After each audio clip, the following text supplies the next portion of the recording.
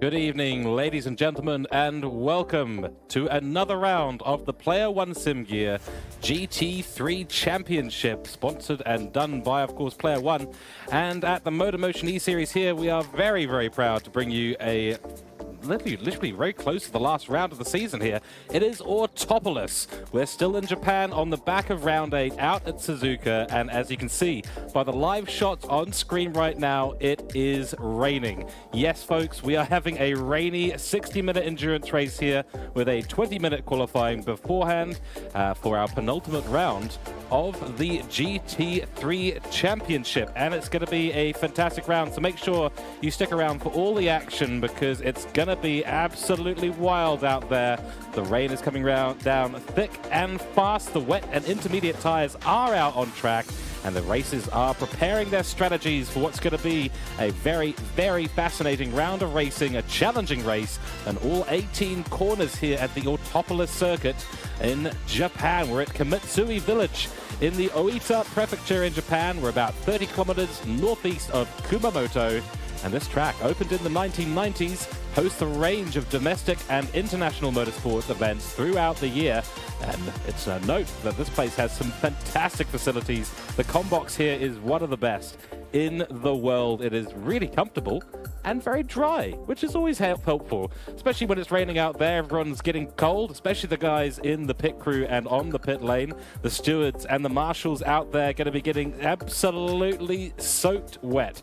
But lucky for me, I get to stay up here with all of you folks in the grandstand and in the chat today, and staying nice and dry while these teams and drivers duke it out at this fantastic circuit. We've got 4.673 kilometers of track to navigate tonight. 19 very complicated, very technical turns at this circuit, and I have to admit, while it is one of my favorite circuits, I also have some stress related to here due to a number of things in GT7 that I've driven here, including the Group 2 cars. But today we'll be in the GT3 class cars, and all the teams have been preparing and getting their cars as ready as possible for navigating this crazy circuit, which is very tricky in the best of conditions, let alone in the conditions we've got today. So very much looking forward to our 20 minutes of qualifying coming up in about 20 minutes, and then the 60-minute endurance race. No mandatory tire today. We'll talk you through all the race info very, very soon and take you through the current standings. And as we said, the inaugural season of the GT3 Championship, sponsored by Player1, coming to a close with the penultimate race here at Autopolis. We'll see you over the info screens in just a moment.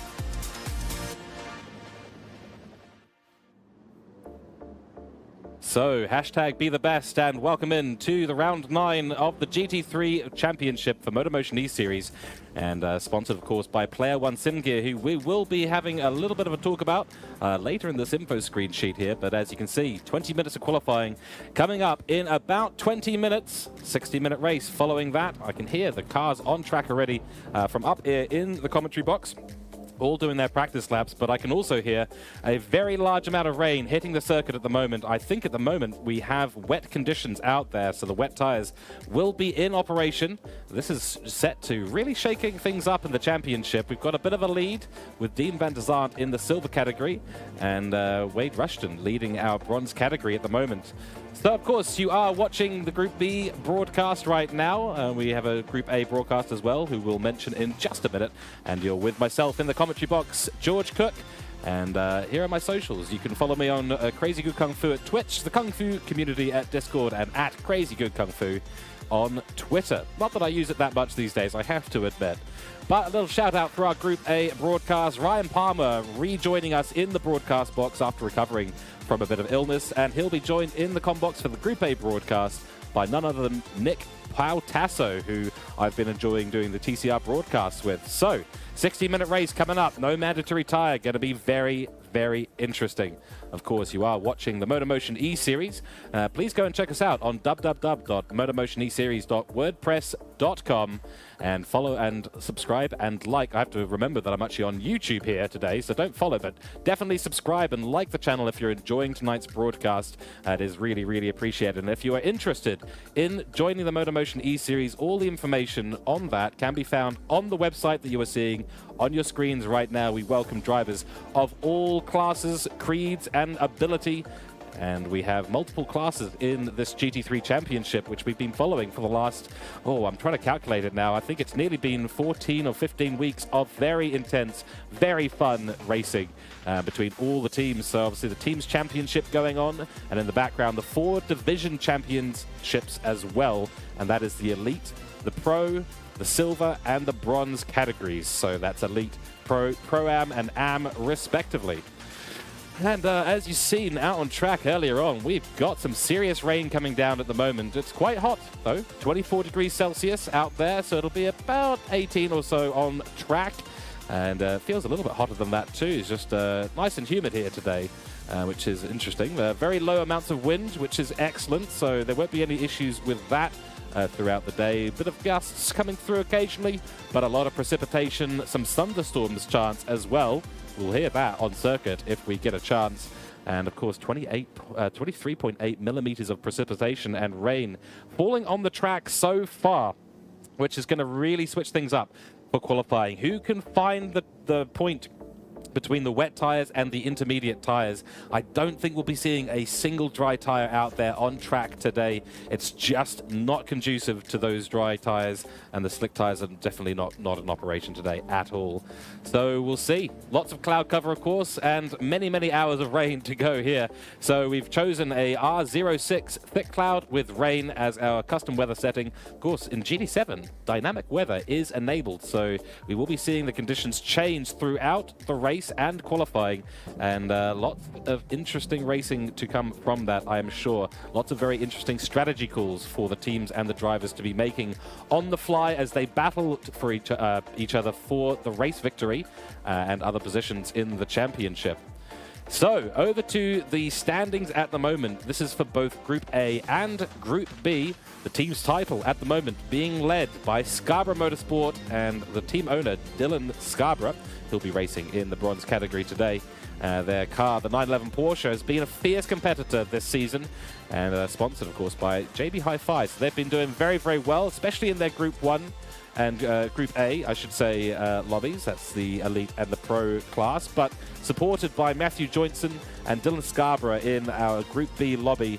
They've been doing extremely well for the team owner and the team so far this season. But hot on the heels is Gridline Racing, who have been absolutely fierce in the last few rounds. The team owner, Scott Taylor, has been driving in the Pro category with his Pro-Am and Am category drivers, Jeff Bruin and Wade Rushton, putting on an absolute masterclass in the last few races, especially at Daytona, where they nearly took out a second and third position win. So Wade Rushton now actually leading the Am category championship as well in the driver's standings. So the whole team doing incredibly well, and only about, well, it's less than 30 points. It's about 23 points away from that first position. And with 2 races to go in the season, this is the team's title championship battle we have all been hoping for. So it'll be a fantastic run to the finish line for these two teams. But we can't finish off by not mentioning Black Rose Racing, the South Australian team, been putting on another fantastic performance, a well-known team within the GT7 community in Australia and New Zealand. They have been driving the Mercedes AMG with the team owner James Lee driving in the Elite category and doing very well there as well, but a string of unfortunate situations in the last few races have just dropped them off the lead. Originally they were leading our GT3 Championship for, I think, most of the first half of the season, but just dropping off, unfortunately, later in the season, only on 355 points. There might not be enough for them to claw back second or first position, with the other two teams just starting to run away with it a little bit in the team's title.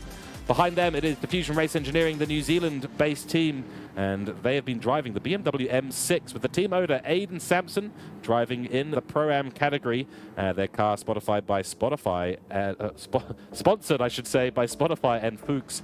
They've been having a pretty good season so far, but just not able to bring home too many wins in the Pro-Am and Am category, which has seen them slide a little bit from the top of the championship, which they did hover around originally, but a good fight back from them has put them in contention for a third position in the overall team's title. So here are the battles. First and second, and third and fourth. Two little battle packs going on right now.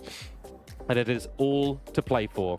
In 5th position, it is NED Racing, the Queensland-based team sponsored by NED Whiskey, with the team owner Joel Austin, who is not a driver in this championship, actually. But he is very proud of his team at the moment, and Monica Camilleri and Karma Foster in the Pro-Am and Am categories have been doing that team incredibly proud. 297.5 points for them overall, and closely followed by WTCR, that's World Touring Car Championship Racing, the South Australian team, owned and operated by Wade Von Duve, also known as Slapper's mate, for those of you who know him as that title. So the WTCR team have been an up-and-coming team throughout GT Sport and into GT7, and they have been doing a fantastic job this season, staying in contention for the title, but unfortunately slipping down the order. 6th place for them with 281.5 points. And in last place in our team's title, it is Strike Racetech, the Queensland team having been recently shut down but bought out by Scarborough Motorsport. So essentially what we have here is a Scarborough Motorsport sandwich of the grid. And the drivers Ricky Rick and Tim Pears in the Pro-Am and Am categories having an unfortunate run of situations, be it contact, accidentally going off track, and issues with the car all season that has seen them not able to get up the top of the grid and take any decent points. So sadly for them, they are right back there on 123 points, but nonetheless, we wish them all the best for today. And Shane Attard's team, he'll be driving in the Pro category with the Mercedes-AMG of Strike Racetech.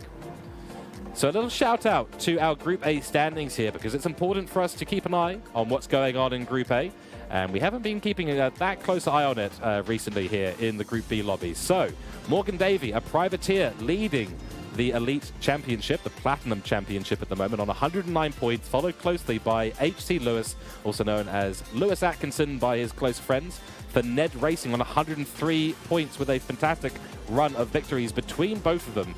The contest is going back and forth between them and Andrew Scott, the Gridline Racing, and we'll see. Andrew Scott, of course, Ando, known very, very well within the Australia and New Zealand driving community, and he's going to be looking to put on a charge. That's the top 3 in the Platinum Championship at the moment, very much heating up towards the end of the season as we go into our penultimate race here today for 60 minutes at the Autopolis circuit. For the Gold Championship, and that's the Pro class, Scott Barlow, 146 points, starting to run away with it a little bit, followed by Scott Taylor, who's been proving himself to be a brilliant driver in the TCR Cup, running solo in there, in fact, as a privateer, but he's racing at the moment for Gridline Racing, and he's the team owner, of course, as well. He's in 2nd place, a little bit far off first position at the moment, and his main contest is going to be Glenn Mead, also known as Bruce the Shark, a fantastic racer we've seen jump in a number of times for people in the TCR Cup. He's been a fantastic replacement driver for a number of different teams, and racing now, of course, for Diffusion Race Engineering. So the Kiwi there, proudly driving for a Kiwi team as well, and he's hot on the heels and currently occupying the 3rd position in the Drivers' Championship for the Pro class. But today, we are here in the Group B broadcast for the Silver Championship and the Bronze Championship, and the Pro-Am and Am class respectively, like I said, is starting to heat up, and we are going to get a little bit of a cool down, I suspect, with all the rain that's happening today. But interesting on track. I've just actually noticed a break in the rain, so maybe there will be an interesting little bit of switch-ups. The rain seems to be coming and going here at Autopolis today, so we could be seeing some opportunities for some dry tires potentially come out, as I do see even a dry line starting to appear on the main track. But back to our info sheets, and we are going to be looking at our entry list now for Group B. In the 132 car, it is, of course, our championship leader in the Pro-Am class, and that is Dean van der Zaan for WTCR, and his teammate in the 73 car, the Jaguar F-Type GT3, and that is going to be Chris White. For Gridline Racing in the BMW M6, it is 18 car, Jeff Bruin, and the Valvoline-sponsored BMW looking very, very good this weekend. They'll be looking to get a fantastic result. That'll put them way up there in the Team and Drivers' Championship, with Raid Rushton in the 88 car looking to take a victory in the AM class. In the 21 car, it is Aidan Sampson for Diffusion Race Engineering, also in the BMW M6, sponsored by Spotify, and his teammate Robbo Robinson in the number 20 car. Then we've got a late pullout. Unfortunately, Ricky Rick not able to make it to the Autopolis circuit today, so he will be replaced by none other than a known name. That is Chris Nathaniel. So Isotube NZ stepping in for Strike Racetech there, and he'll be taking over the 28 car, which I think today is labeled as the 589 car. So we've got to remember that for later on track. But the Mercedes AMG car, sponsored by Strike, he'll be accompanied in the AM class, of course, by Tim Piers in the number 9 car. Then in the 426 car, it is Matt Kutscher for Black Rose Racing, the Mercedes AMG, looking very sharp today. And then in the 55 car, his teammate will be Troy Britnell. In the 777 car and in second position in the Drivers' Championship at the moment, it is Matthew Joinson for Scarborough Motorsport. That Porsche 911 has been looking fierce this season. Will they continue a run of good results? Of course, he was our victor out at Suzuka last week, or the week before, I should say, 2 weeks ago. So he's pulled home a whole bunch of points for Scarborough Motorsport and helped propel them up into first position in the team's title. The team owner, Dylan Scarborough, team owner of Scarborough Motorsport, the 22 car there, he'll be looking to continue his fight with Wade Rushton for the AM Championship, where he is currently second position and looking fierce. Then for NED Racing, it is the 502 car in Monica Camilleri. She's recently hit 1,000 subscribers on YouTube, so huge congratulations to her. And that's Super VT 2000. Go check her out. She's absolutely awesome. And then in the 666 car, her teammate is Karma Foster for NED Racing in their Aston Martin V12 GT3 car. And last but not least, in the 83 car, it is our privateer, Sean Parker. He'll be driving the Mercedes today, I believe. And it'll be good to see how he does. He was hot on the heels of a win in the Pro-Am Championship. Unfortunately, a string of missed races and unfortunate results has put him back in the field. So we won't be seeing too much of him in the rest of the season with regards to the championship, but he's still there to help mix up the grid, and he's been driving fantastically well when he's been able to get on track. So to the overall standings for the Silver and Bronze Championship, Dean van der Zandt for 135 points for WTCR. He is running away with the Pro-Am Championship at the moment. The fight with Matthew Joinson starting to slightly get away from Matthew Joinson for Scarborough Motorsport in his 911 Porsche. So the main competition now for Matthew Joinson is going to be Jeff Bruin, who's made a huge charge up the field this season, having a string of not ideal results towards the start of an early part of this season, specifically at tracks like Monza, where he had an absolute disaster of a race, but with a few strong results at Watkins Glen and Daytona at the Americas. That BMW and his driving has brought him back into contention. He's currently occupying third position, and he'll be looking to take second position overall in the championship. But will Matthew Joinson let him do that? We will find out. In fourth position, Sean Parker on 71 points, our privateer. Like I said, earlier on in the season, he was the main competition for Dean van der Zandt, who has been executing some fantastic strategy throughout the GT3 Championship, which is why he's in the lead of the race, the championship at the moment. For Sean Parker, he's dropped off a little bit, but he'll be looking to make a bit of a return, I think, in these last couple of races of the season. Aidan Sampson for Diffusion Race Engineering in fifth position. It's still close to the third position from him, 68 points overall. And then Monica Camilleri, 65 points. So the top six separated by not many points at all. Well, I should say between position 3 and 6. So it's all to play for that podium spot in third position. Seventh place goes to, at the moment, Matt Kutscher for Black Rose Racing on 51 points. And then last but not least, in the Pro-Am category, it is Ricky Rick for Strike Racetech. But over in the Bronze Championship, Wade Rushton running away with things a little bit. But hot on his heels is Dylan Scarborough for Scarborough Motorsport. The battle for the championship will be determined by these two drivers. Well, who's going to get the ideal result? It's going to be critical for them to finish ahead of the Pro-Am category drivers as much as possible, as the AM category drivers do get an extra set of points for every Pro-Am car they finish ahead of after the 60 minutes of racing. Robbo Robinson for Diffusion Race Engineering taking out the last podium position there for the Bronze Championship in his BMW M6, followed by Troy Britnell very closely, with Troy having some fantastic results recently in the last couple of races. So behind them it is Chris White on 69 points for WTCR, then Karma Foster for NED Racing, and last but not least it is Tim Piers for Strike Racetech. So I have been absolutely astonished by the level of racing we've seen in the silver and bronze championships. These guys have been putting on, guys and girls I should say, have been putting on a fantastic show for us throughout this entire season, and the championship being now in its second to last race of the season, this is going to be critical, this race here at Autopolis today. So getting the strategy right, getting the wet tires on at the right time, switching onto the slicks maybe if there's an opportunity to do so, is going to be absolutely critical for all of these guys and girls. Dylan Scarborough and Wade Rushton, Dean Van der Zaan and Matthew Joinson, Jeff Bruin and Sean Parker. Who is going to come out on top? Stay tuned and find out. We're going to be going to live to commentary on the qualifying in about 3 minutes, so make sure you stay tuned. But what are they fighting for is the real question. Well, we are happily and proudly being sponsored by Player1 Sim Gear, and they have put on offer a Drivers' Championship prize for all the championships of a pair of very, very nice looking sim racing gloves, specialized sim racing gloves, in fact. So these mechanics gloves by Player1 Sim Gear are on offer for all the winners of the AMP Championship, a great prize from our sponsors. So without further ado, I think it's time to have a little word from our sponsors. Level up your sim racing experience with Player1 Sim Gear. Shop the biggest brands and the best range today. Player1 Sim Gear, official sponsors of MotorMotion E-Series. So, some words for the grandstand. Thank you very much, Robert Rice and CH3F.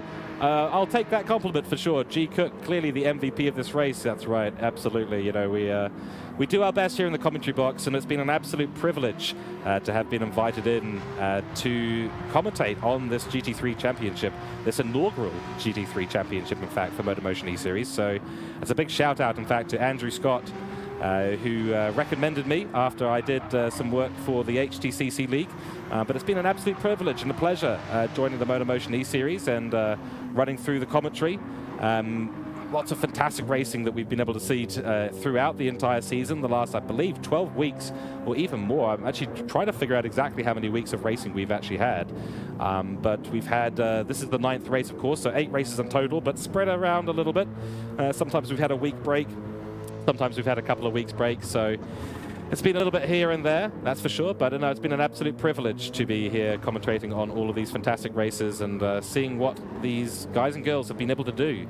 So welcome in Robert Rice, welcome in Chef, welcome in War Nitralize. Absolutely good evening to everyone tuning in from around the world, in Australia and New Zealand, of course, specifically.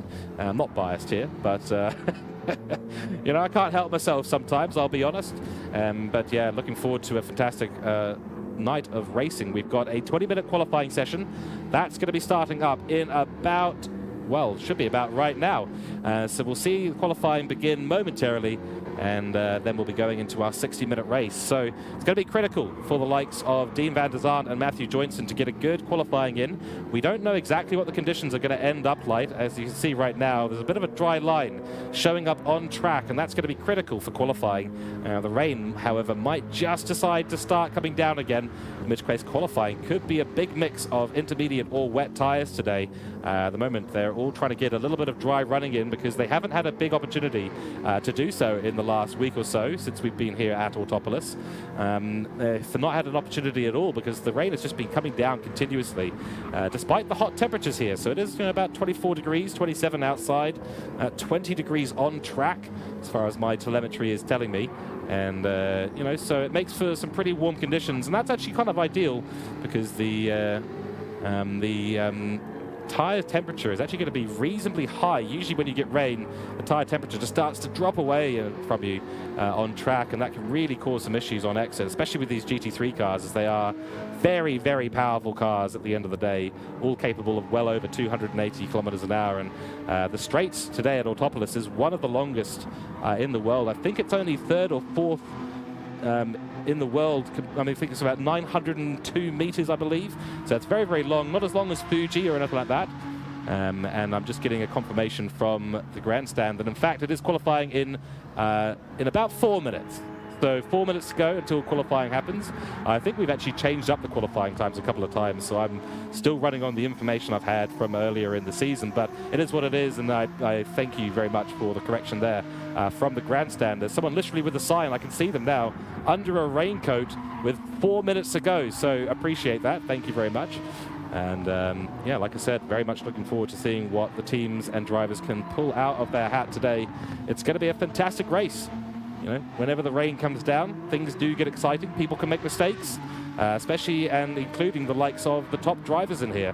You know, yes, they're less likely to make a mistake, of course. You know, the likes of Dean van der Zart, we know how good he is on track, maintaining his tires and all of that. But I also happen to know that the Jaguar is pretty squiggly in the wet conditions, so maybe not optimum here for Dean van der Zart. But everyone's going to be struggling out there on track if and when the rain does, in fact, start to come down again. We do have Dean van der Zart stopped out on track at the moment. That's certainly not ideal for him. But yes, do let me know about your predictions in chat. My predictions at the moment is I've got to be a little bit impartial here, so I do hope that all the guys and girls can get around the track safe and sound, and that no one has any issues with their cars today, because, you know, when we see a car drop out for whatever reason it ends up being, it is a very sore bit of sight to behold, that's for sure. But yeah, let's talk a little bit about this Autopolis track, because it's a very complicated one at the end of the day. 19 corners, 902 meters straight into a very, very hard and tricky braking zone. Braking zone that is followed by turns 2 and then 3, which is actually another little straight. It's the longest, only other longest straight on the track, with another straight after turn 10 to make it the third longest straight on the track. But that turn 1, very, very tricky, and it can get very, very wet. Usually you want to use a lot of the outside of the circuit, but that's not going to be possible when the curbs are this drenched in rain, sadly. So that's going to be a very interesting little entry there. There's opportunities to overtake, but not a lot of runoff area. The track goes from very wide on the main straight, which we're seeing right now, into a very, very narrow section on the track. So, which, you know, it does open up for that straight. Yeah, then you go into the turn 3, turn 4, turn 5 complex. A couple of nasty little left-hand corners into a really, really tricky little hairpin turn.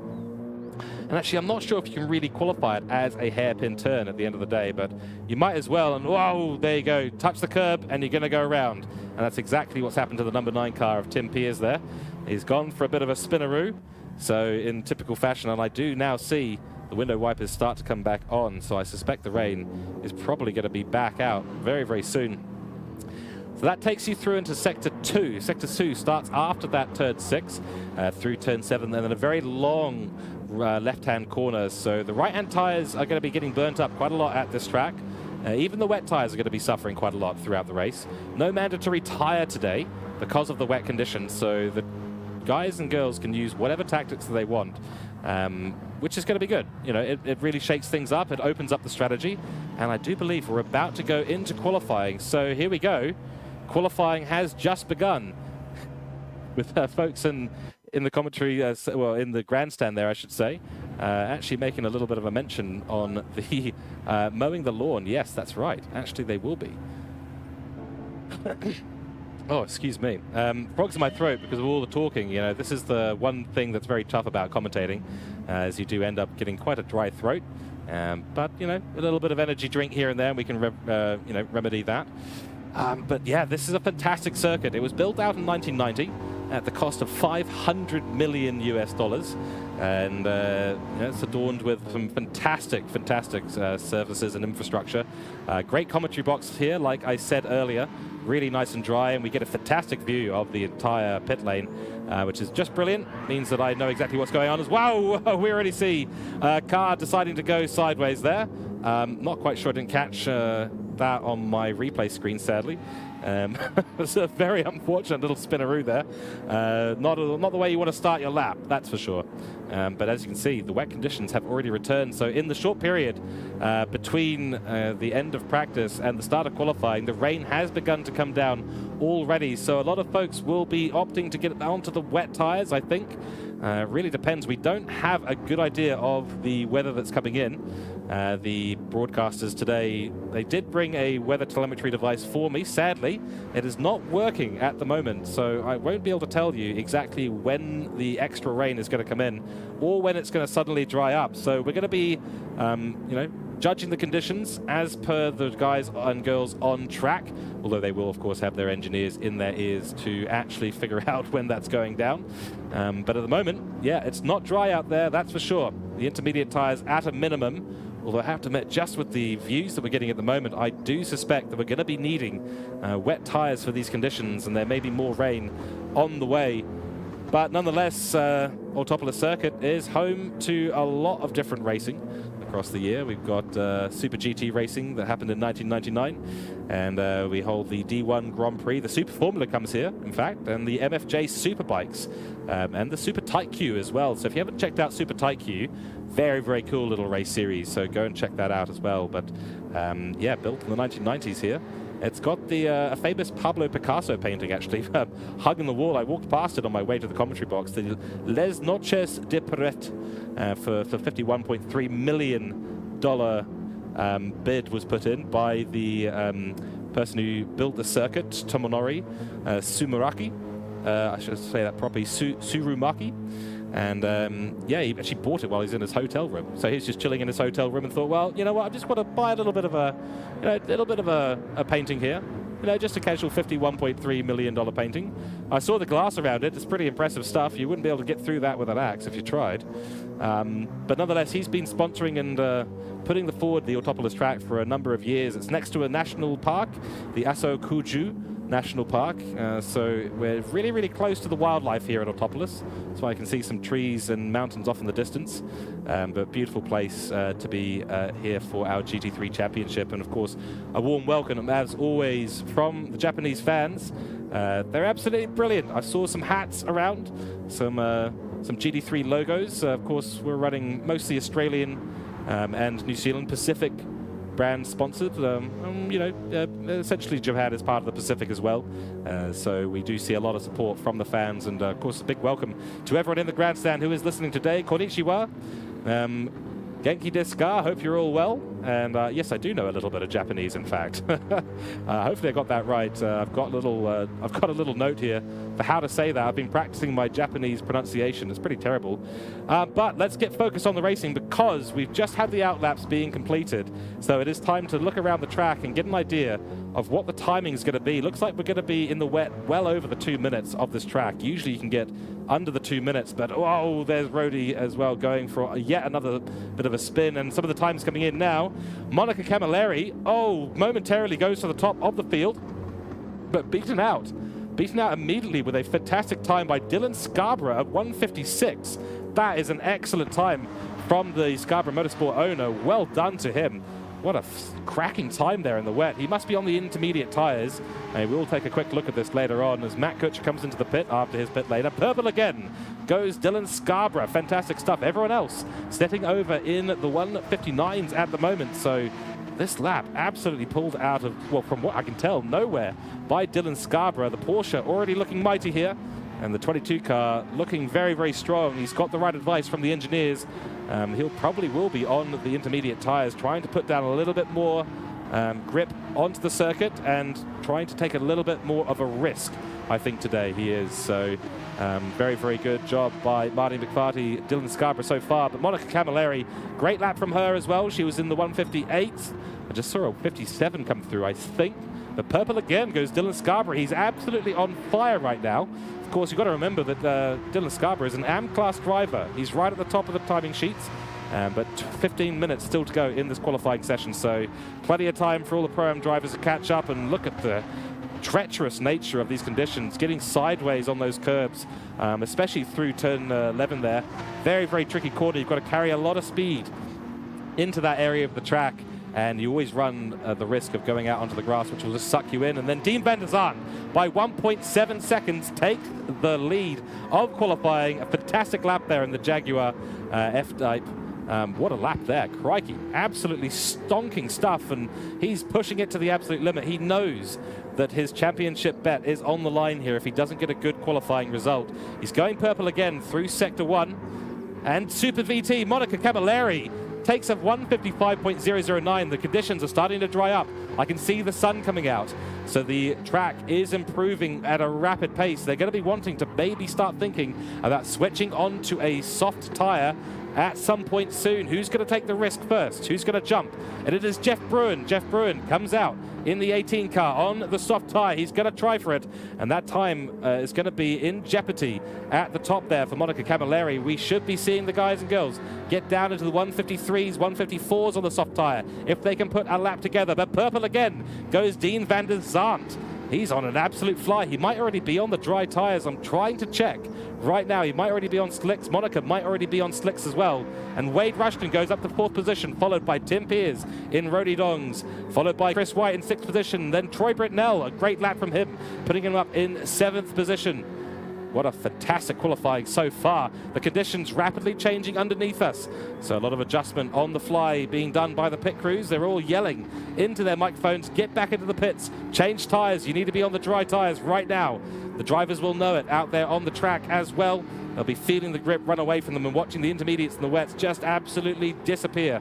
They won't have any grip on those wet conditioned tires anymore. They'll need to be switching onto the dry tires as soon as possible. And the sun coming out for us here at Autopolis into the pits, I believe, comes Dean van der Zandt. We're going to stay on board with Dylan Scarborough, who's setting another good lap here. He's got into the 55s, only just by about 0.03 of a second. So Dean van der Zandt was in fact on the intermediate tires there. He'll need to switch onto the softs and see if he can put a good time in.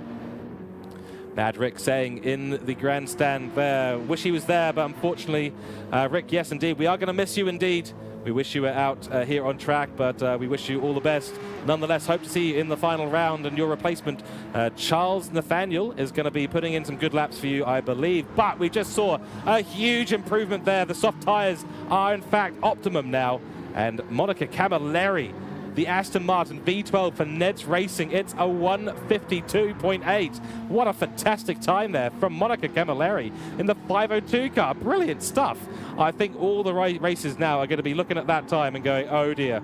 Yeah, guys, get back in the pits right now. We need to switch onto the soft tire. As Matt Kutscher goes faster, he's got into the 49s. And I'm losing my voice here, folks.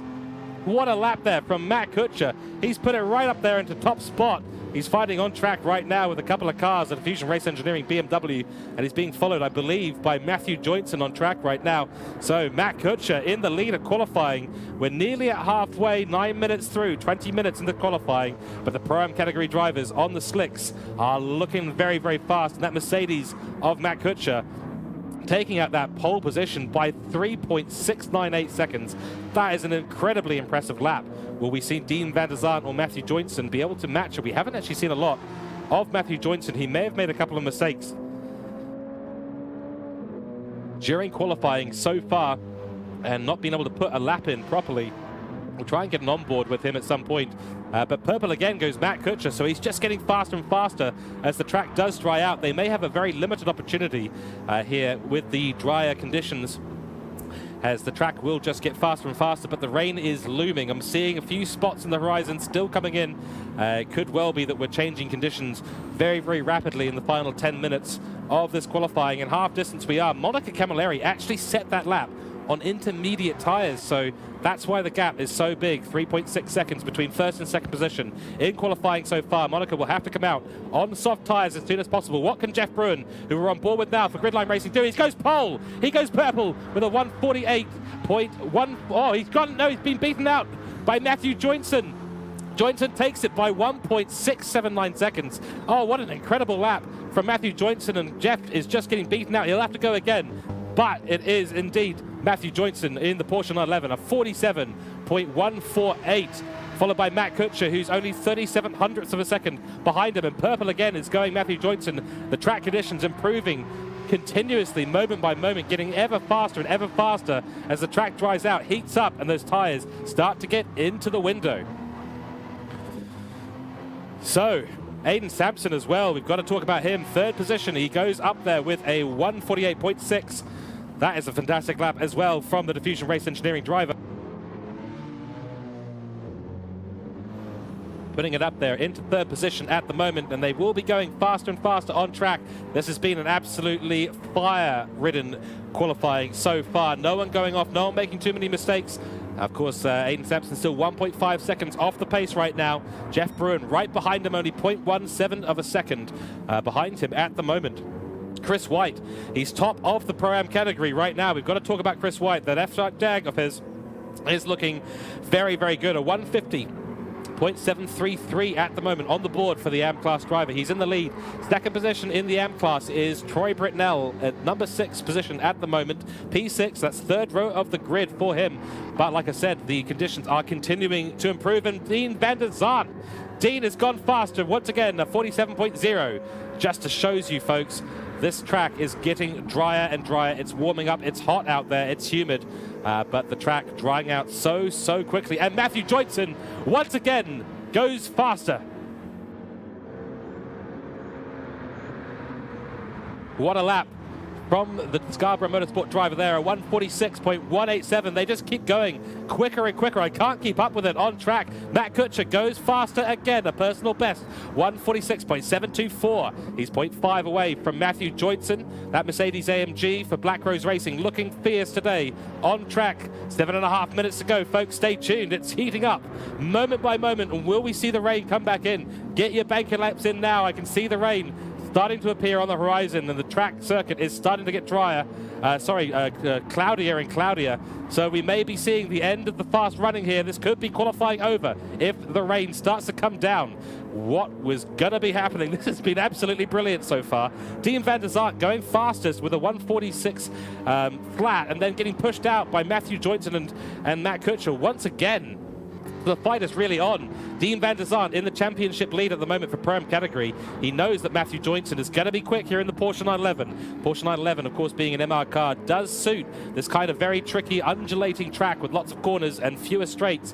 The F-Type Jag proving itself on the long straights, and the F-Type Jag as well. Not been great in the last few circuits in terms of qualifying. So third position at the moment for Dean van der Zart, looking good, but he needs to go faster. Can he bring it across the line faster this time? Let's see. He does. He goes faster with a 146.522, but it's not fast enough for P1 at the moment. It still goes to Matthew Joyson. Behind them, Matt Kutscher in fourth position, Richard Robinson for Diffusion Race Engineering, and a switch for our AM class category drivers at the moment. It is Richard Robinson up into first position for the bronze category, followed by Chris White. That is going to be a fantastic qualifying for him. He's been finding some fantastic speed in the last few rounds in the 73 car, going from a string of very unfortunate results right at the back of the field early on in the GT3 Championship season, and now finding his way back up to the top with the help of his very fast teammate Dean van der Zart. We used to joke about the WTCR BLT that happened between the grid with Dean taking the lead and Chris White bringing up the rear, but that is no more. But he's followed very closely by Troy Britnell. Will the rain come back in? We will see. The clouds are coming in.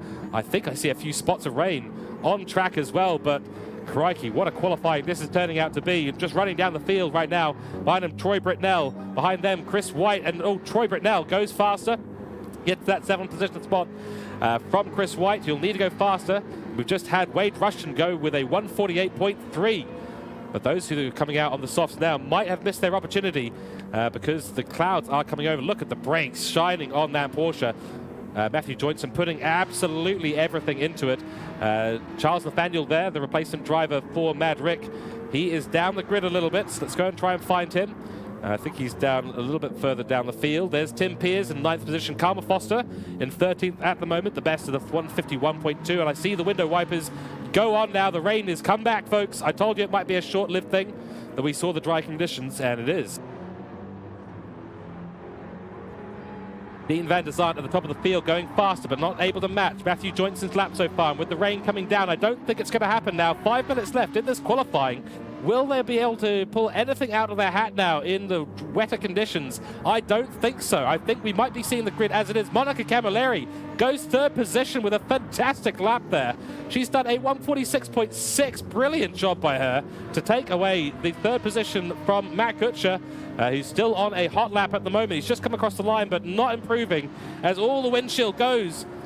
It's raining again, folks. I don't think we're going to be seeing any faster time. This could be the final grid now. As you see, the slick runners all going off at turn 1. They're off. They're off. They're going off like crazy now. The rain is solidly coming down, not spitting anymore. We have rain on the track, so that is going to basically set the grid now. None of these soft-running competitors are going to get any better. And there's Charles Nathaniel up in 12th position at the moment, and Jeff Bruin. Where's Jeff Bruin gone? He's just not found the pace here at Autopolis today. Might have got caught out by the rain, or there may be some mechanical problem with the car, just not suiting his style. The best he's able to do, 148, that puts him in 11th on the grid. That's a disaster for him in the championship. He's trying to fight with Sean Parker to hold on to 3rd position. That is not going to help his cause at all today. And then Chris White ahead of him, 10th position, but not improving so far. Wade Rushton had a good little result initially, but a 148, the best he can do. He's gone purple, though, in the first sector. We will stay on board and see if Wade Rushton can pull out something from his hat. I think he might be able to if he's going purple at the moment in wet conditions. That is going to be very interesting to watch. But your top 3 at the moment, it is Matthew Joynson for Dylan Scarborough's Scarborough Motorsport in the Porsche, followed by the F-Type Jag of Dean van der Zandt and WTCR, followed by Monica Camilleri in the Aston Martin V12 for NED Racing. And the rain just keeps continuing to come down. We can see it on the screen now. It's everywhere. It's going to be totally ruining these guys' chances to set faster laps. And what a fascinating qualifying we've had. We've gone from a little bit wet at the start to dry conditions, now back to wet conditions. He's continuing to set personal best. In Sector 2 is Wade Rushton. Ahead of him is, I believe, Black Rose Racing Mercedes. Not quite sure who that is. I think it might be Troy Britnell. And look at the rain. Oh, they're going to be really struggling out there. Anyone on the soft tyre needs to come into the pit, switch out for a set of intermediates and try and go around again, but there's no way they're going to be matching the times they've been doing on the soft tyres. No way at all. This is going to be pretty much set in stone where things are at the moment in qualifying. And off goes Troy Britnell. He's gone right into the gravel trap. Very difficult section there through turn 14, 15 and 16. And off goes Wade Rushton. So he suffered the same fate as Troy Britnell. Not followed him off the course, but he's ended up off the course at turn 16. That's going to ruin this lap that he's on at the moment. Very unfortunate for him there. That's certainly not ideal. He needs to improve, but I don't think he's going to be able to make it. Aiden Sampson in 5th position there, going into the pits, coming out now. Look at the rain. It's just bucketing down on track. I can hardly see anything. I can hardly see the pit lane now from out the commentary box. It's absolutely pouring down on track. Still very warm, of course, so you won't have any problem with the tyre temperatures. But crikey, there is going to be no grip there whatsoever. So right now, the only thing you can do is if you've set a bank lap in the dry conditions, you are not going to be improving and probably not going to be changing positions around you. But for those who have set a slightly slower time during the dry period on track, you still got all to play for. You still might be able to gain a few positions there. But look at the squiggly nature, the BMW not able to do anything. We've got, I think that was Matthew Joynton there off track. Monica Camilleri off track. No, it's Karma Foster off track as well. There's cars everywhere. They're on and off the circuit. This is madness. Absolute madness on track. Some of the competitors still trying to use the soft tyres in these conditions. It's absolutely mental, I have to admit, because you're never going to get any grip. The conditions are getting worse and worse by the minute as we enter the last 40 seconds of qualifying. There's I think that's Wade Rushton, I think, or is that the 18 car? We will see. But that is a Gridline Racing BMW, also spun around on the exit of turn 10. Oh, wow. No grip there at all for the 21 car of Aiden Sampson. And there's another car. That's Monica Camilleri facing the wrong direction. You can't win a race or get qualifying done in that direction, Monica. You're going to have to turn that around and get it facing in the right direction. Yeah, she's stuck on track at the moment. Dean van der Zandt also gone for a spin, so they're all trying to improve. No one's able to. The conditions just absolutely atrocious. Look at the lack of grip here. This is unbelievable. I've never seen conditions like this. It's torrentially raining right now outside the screen. I can't see anything now. None of these cars are going to have any grip whatsoever. So I think that's going to be qualifying set. They're all on their final laps now. Demon, look at the mess across the line. It's absolutely chaotic down here at Autopolis. What an absolutely fascinating end to qualifying we've had. None of the cars hopefully picking up any damage. Let's hope so, because that's going to be very difficult to repair before the race. And of course we will have a 10-minute break before we get to qualifying. And just cars spinning out absolutely everywhere on the track. This is absolutely unbelievable scenes you're seeing here from Autopolis in the round 9 at Autopolis for GT3 Championship. What a spectacle, folks. But it is the 777 car of PLE Black Friday. Takes out the top spot today. It's going to be fantastic from him. He'll be stoked with that, starting ahead on the first grid of Dean van der Zandt, his championship competitor. who's going to be bermuding his luck here today with the rain coming in just a little sooner than he thought. Oh, wow, I'm really looking forward to our 60-minute race. It's going to throw so many curveballs our way. My voice box is already saying, no, please no. But that's all right. We're going to make it through, and we'll bring you all the live action here for the 60-minute race that is coming up in a short while. Oh, crikey, what a qualifying result we have had there.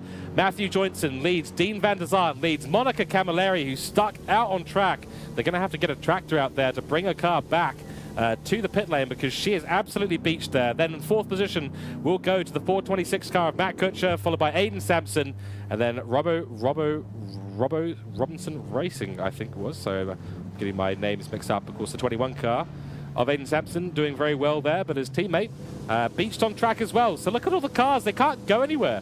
They've got no grip. They've crashed into walls. The tractors will be out in force to make sure that they can recover all these cars in time for the race start. Will we be starting in a wet condition? I suspect we might be. There might be some who decide to jump onto a soft tyre earlier on in the race and try and risk the strategy. It is, of course, 60 minutes here, so it's an endurance format for this race, and in reversing backwards is Marty McFarty. I don't know what he's doing here. Maybe he's found a bit more power or a bit more grip in the reverse gear. What is Dylan Scarborough doing? Hey, Dylan, you can't win a race in that direction, mate. You're going to have to turn around. Oh, dear, oh, dear, oh, dear. What absolute pandemonium we've got going on right now in the end of qualifying. And I think we'll be kicked out into the results momentarily. But a good result here for the 589 car of Charles Nathaniel. He's done well on his debut here for Strike Race Tech. So good to have a new debutant, even if it's towards the end of the season. But crikey, yeah, Jeff Bruin. That is a disaster result for him in the overall championship. He's not going to be a happy chappy. He'll be talking to his pit lane experts. And there we go. Qualifying is over. So let's take a quick look now at the final results. The fastest lap here, a 146.182. When the track was dry, it all went Matthew Joynson's way. But look how close he was to not having first position. And that goes to Dean van der Zandt for WTCR, 46.224. Great job by him, but that's not quite enough for pole position. On the second row of the grid, Monica Camilleri, one of her best qualifiers of the season in the Aston Martin V12 Vanquish for NED Racing, a 46.6. And then Matt Kutscher joining her on the second row of the grid for Black Rose Racing in the Mercedes AMG, a 46.7. So the top four, all in the 46s, putting in some fantastic results there for those teams. 4 teams in the top 4. But unfortunately for Gridline Racing, not to be seen on the timing sheet, on this timing sheet at the moment. Then in 5th place, third row of the grid, will be Aiden Sampson and his teammate in the 20 car. That's Richard Robinson. Then followed by Dylan Scarborough. Then followed by Troy Britnell on the 4th row of the grid. Then in 9th position on the 5th row of the grid, it is Wade Rushton for Gridline Racing.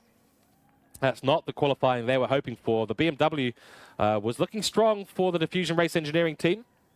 Obviously able to extract a little bit more out of the car today.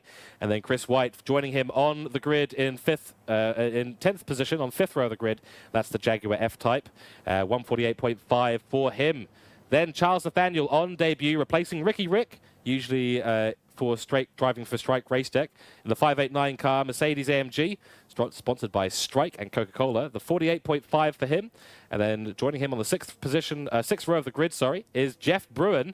Terrible qualifying for him. We're just going to have to say it straight at the end of the day. That is not where he needs to be. He's 3rd in the Drivers' Championship for Pro-Am. He needs to be much, much further up the grid, but maybe his clever strategy will come into play during the race. And then on the last row of the grid, 7th row of the grid, it is Karma Foster for NED Racing and Tim Pears for Strike Race Tech.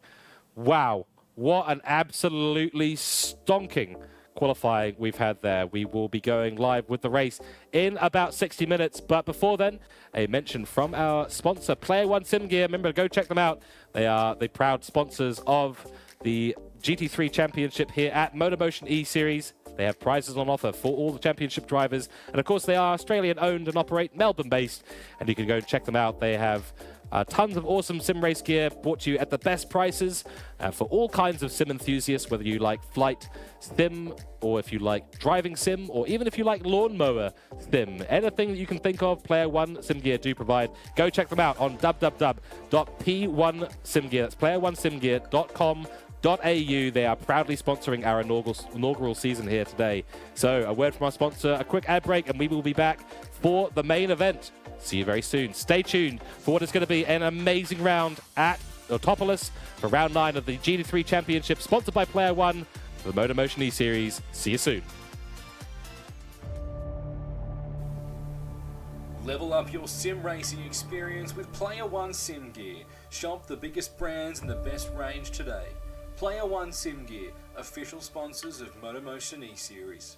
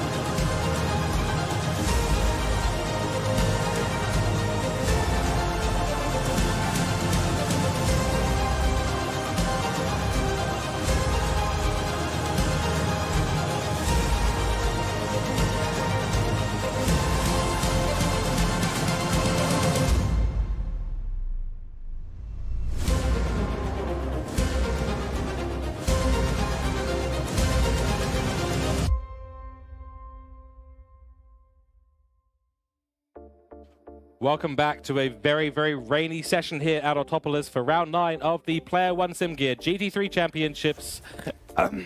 Excuse me, sorted out by MotorMotion E-Series, and we're about 2 minutes away from the race. My voice is already going off because we had an absolutely mega qualifying session with Matthew Joynson taking out the top spot, followed by Dean van der Zart, and then Monica Camilleri with one of her best results of the season so far. In the wet conditions, it went wet, dry, wet. And the teams had to rapidly think on their feet and jump onto the tires that they needed to do their faster laps during the dry session.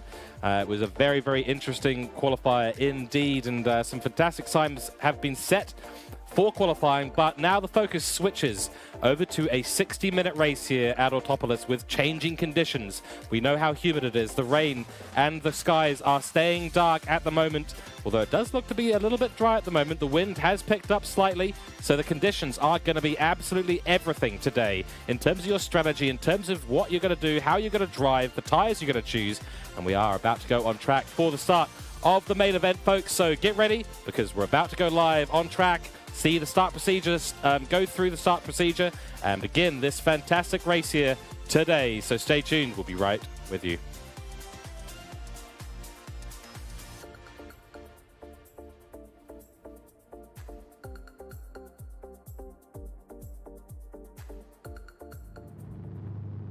Okie dokie, and we are now live on the grid. The rolling start procedure has begun, and it is wet out there. I told you, it's still wet from the end of qualifying. We had a huge dumping of rain. We must have had a few millimeters of rain, but I can hear the lights going out, and we are away at Autopolis for the beginning of round 9. 60 minutes begins now for the penultimate race of the GT3 Championship, and I think a lot of the competitors here will be on the soft tires. Monica Camilleri flying up the inside already. What a move there on Dean van der Zart. That is absolutely brilliant start for Monica Camilleri. A little bit of a shake-up towards the end of the grid there, but everyone gets through safely. No one spinning at the first corner. Everyone knows that the conditions are very, very treacherous here today. Dylan Scarborough looking for a little inside move on the Diffusion Race Engineering BMWs. Is there a little bit of contact there? No, I think everyone's through safe and sound. What a good start for everyone, but it is Matthew Joynson. He's out to a good start at the beginning of this race. Wow.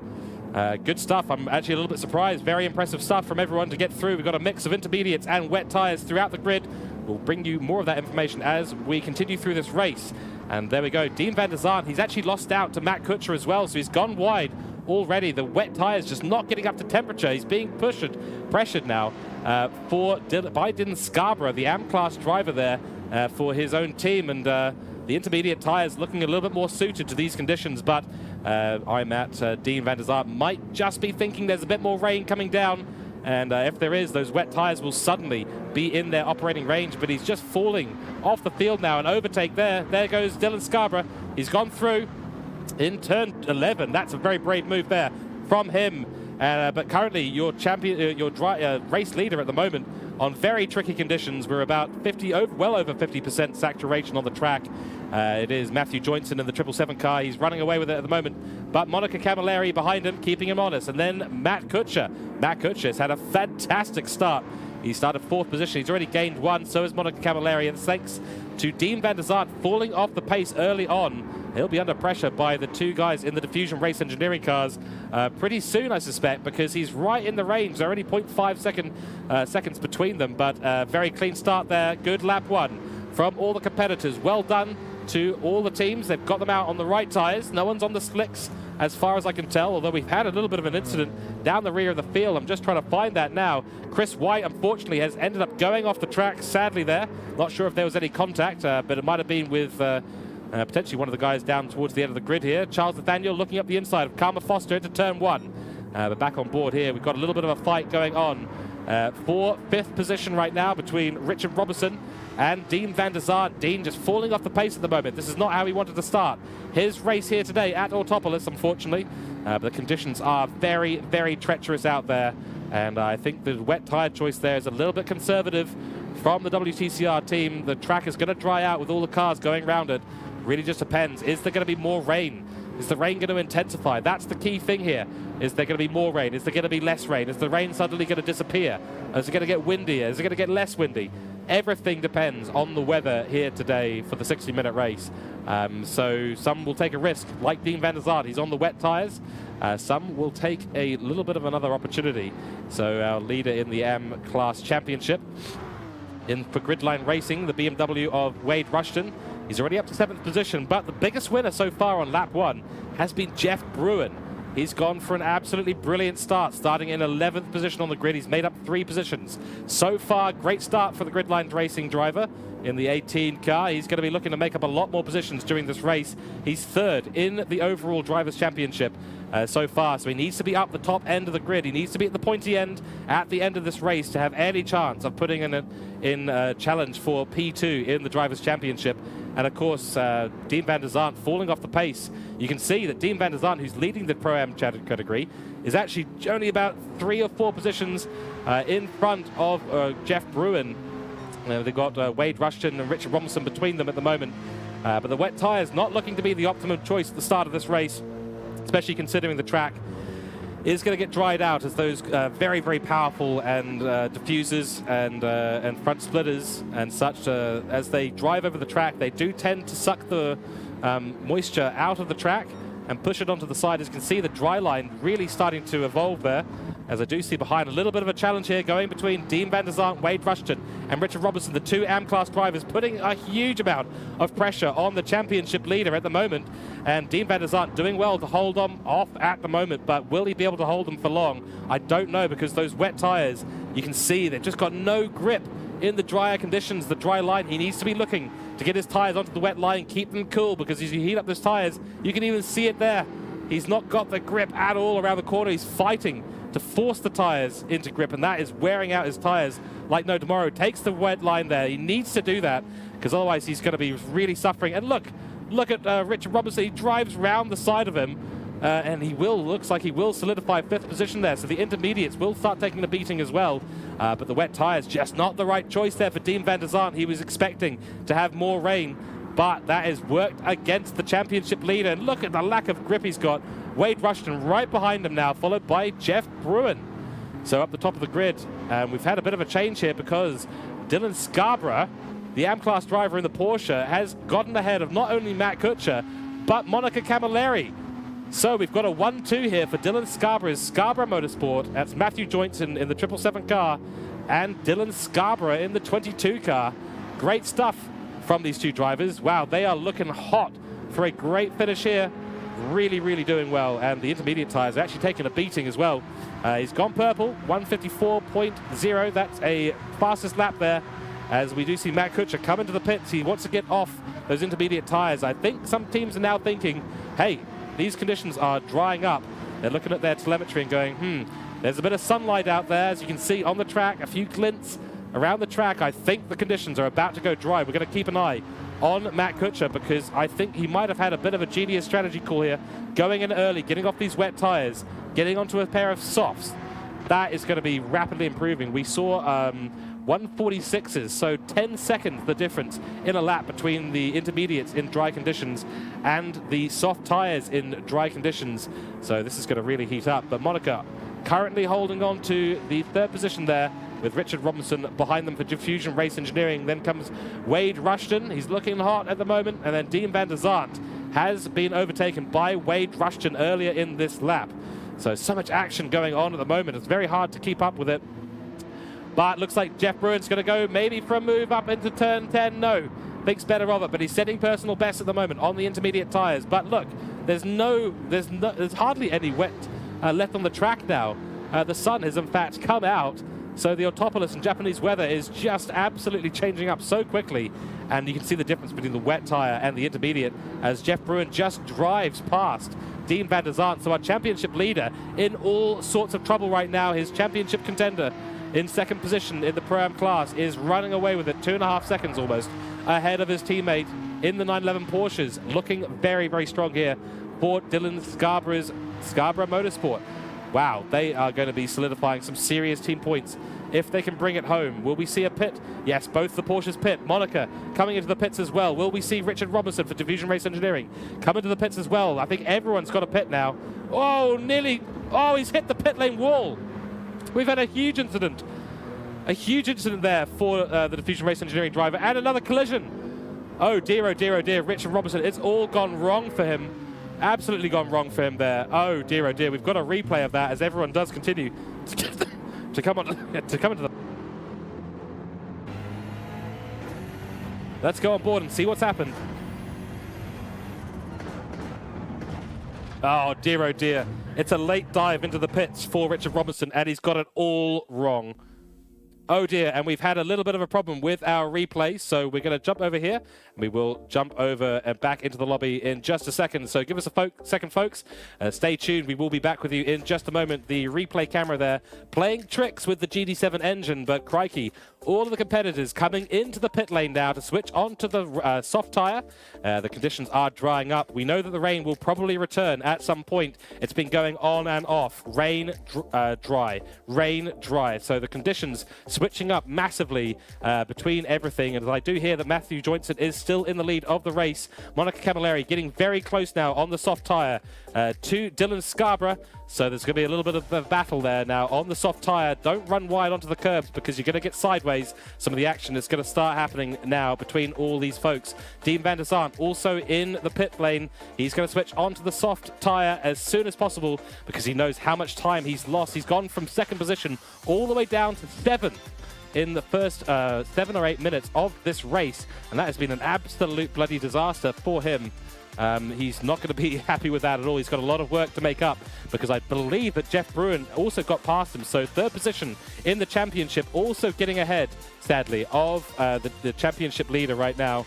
And that's going to be an absolute disaster for him in the championship. So, you know, some folks in the grandstand saying Richard Robinson hitting the wall has broken the stream. Yeah, that's probably correct in some ways. It hit the wrong cable and destroyed the replay camera, and that's what caused a little bit of a short circuit on track. But I've just been notified that we are, in fact, back on track. So let's go and see what's going on because things are getting very, very heated right now. And here we are on board with Dylan Scarborough at the moment. And looks like Matthew Joynson has had a problem because he's come out on the intermediate tyre. He's switched for another intermediate tyre, so he was leading the race. Now back up into third position, but now back into, I think we've got some problems with the telemetry going on right now. The grid is being switched around at the moment, so we will continue to try and bring you an update on what's going on as the grid starts to sort itself out after a couple of laps here. But at the moment, I do believe the race lead is no longer with Matthew Joynson. And in fact, we've got Monica Camilleri fighting with Matt Kutscher. And Marty McFadden, that's Dylan Scarborough, is actually probably in the lead of this race at the moment. The two Gridline Racing guys also looking very, very strong there. I wonder if they've gone onto a softer tyre. Dylan Scarborough goes very, very wide into that corner. I've been told by the pit lane that unfortunately the replay cameras did in fact short circuit because of the crash.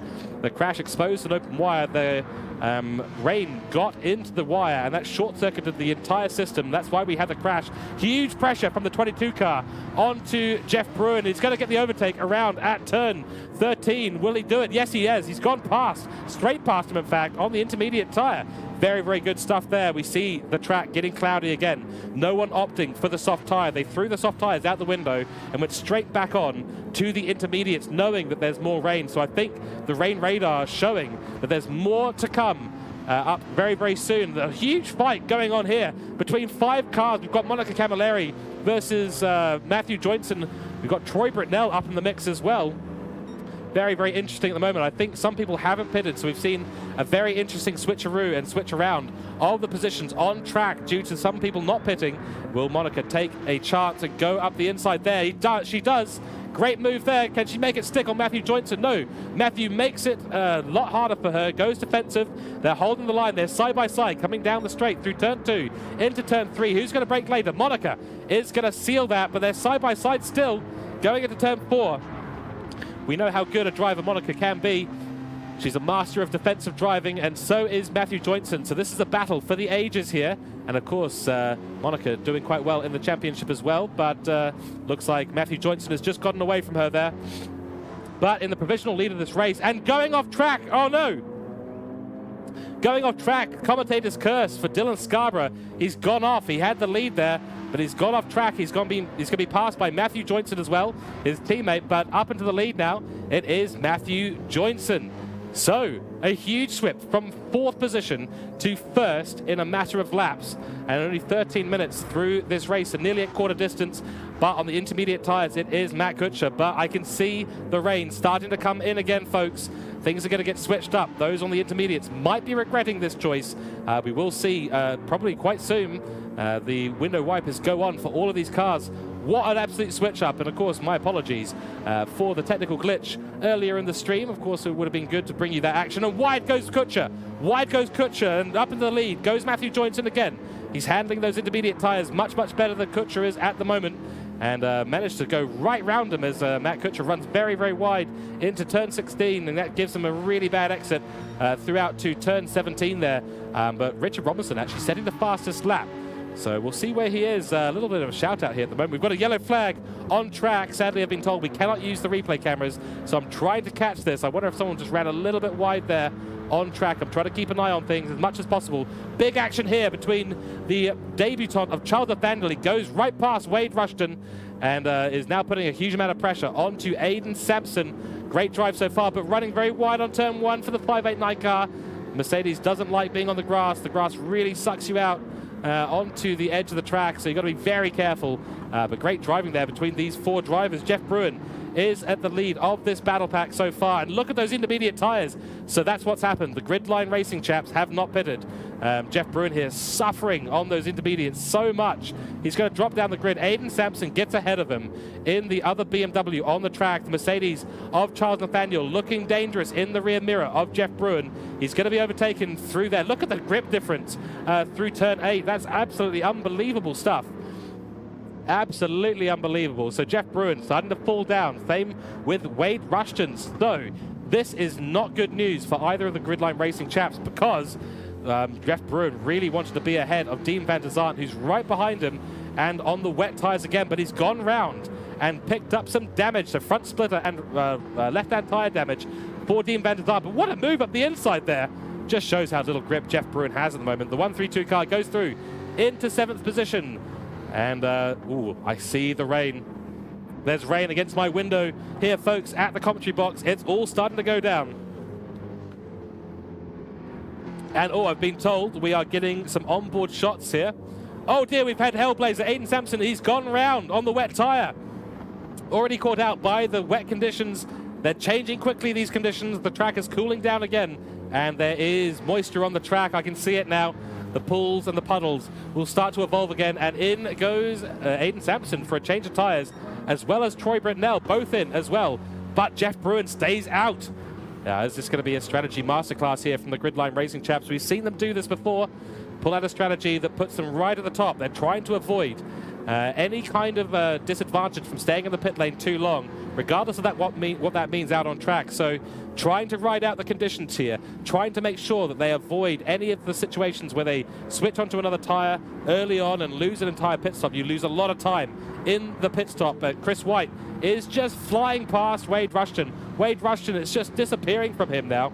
He's got no grip on that front left whatsoever. So a lot of these right-hand corners are just going to be nearly impossible for him to navigate in that BMW. And oh, he nearly gets contact there with Richard Robinson and Diffusion Race Engineering. Well held there by Wade Rushton. We may see a resurgence from these guys later in the race. And looking down the grid in the pit is Karma Foster, who opted, one of the only drivers, in fact, to opt for the racing soft tyres during that dry period, but forced to go back to the intermediates. Unfortunately. So then we got Tim Pearce, Roddy Dogs, he's on the intermediate tyre at the moment in 13th position. And then Dylan Scarborough, who's had a massive issue there. He's gone and had to change tyres again on the intermediate. So he's dropped down the grid and he's now fighting for 11th position with Aiden Sampson, who had that spin earlier. Then we've got Troy Britnell doing very well. He's on the wet tyre though, so that's going to be very tricky. And then Wade Rushton struggling. We've got Matt Kutscher and Monica Camilleri. They're coming into the pits. They've seen the weather coming up, and I think they've decided, no, we've got to go and get onto the wet tyres as soon as possible. So as I said earlier, I do not have the weather telemetry available here. It's not the only thing. The replay cameras weren't the only thing to get weather damage. Ironically, the weather telemetry gear getting weather damage. I mean, the infrastructure here is absolutely state-of-the-art. But I have to admit, the weather radar that we bought here today, just not cutting the mustard.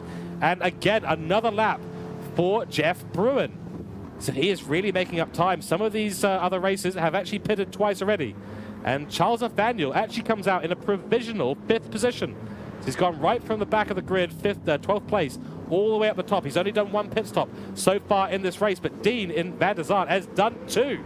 So the race, the former position P2, slipping down the track with an early choice on the wet tyre, not serving him well, with the track drying out rapidly. Then he switches onto the wet again, which doesn't serve him again. Now he's on the intermediate tyre just when the rain is coming down again. And I think it's going to get heavier and heavier on track here. So the intermediates could be the wrong choice here for Dean Van der Zaan. A lot of people now going to be choosing the wet tyre, given the situation on track. It's absolutely pouring down now on the pit straight. The weather conditions deteriorating by the minute, folks. But your top 3 at the moment, Matthew Joynson back into the lead, followed by Matt Kutscher coming out of the woodwork once again. He's on the wet tyre. He's looking to run long on the wet tyres with the ignition, a full tank of fuel for him in the pit stop as well, followed by Monica Camilleri on the intermediate tyre, and she's looking strong for a podium position today. We are 1/3 of the race distance in, 20 minutes into this race, 40 minutes to go here, folks, and the conditions are going to change up continuously throughout the remainder of this session. Monica right on the back now of Matt Kutscher, but behind them on absolutely dead tyres is Jeff Bruin. I think they need to pit, these Gridline Racing chaps. They're not doing themselves any favours at the moment, but you can see with the amount of pit stops that are happening with other teams around, that's actually working out for them so far. So despite the very challenging driving conditions they're in right now, they're having to take it very slow around the track, setting lap times around the 1:57s, 58s, 59s, as we do see the leader of the race come into the pit lane. So Matthew Joynson comes in. He's going to switch out those tyres for wets, I suspect, because it is very, very wet out there right now. Monica Camilleri might get the provisional lead of this race, but she's on the intermediate, and it is very, very wet down the entire pit straight. Right now, she is going to be running low on grip through these corners, whereas the wet tire drivers, they're going to be absolutely in their element. So get ready. There's going to be some fierce action on track, I suspect. And do we see Jeff Bruin? He's just gone off. Jeff Bruin goes off at turn 1. No grip in those tires, plus intermediates.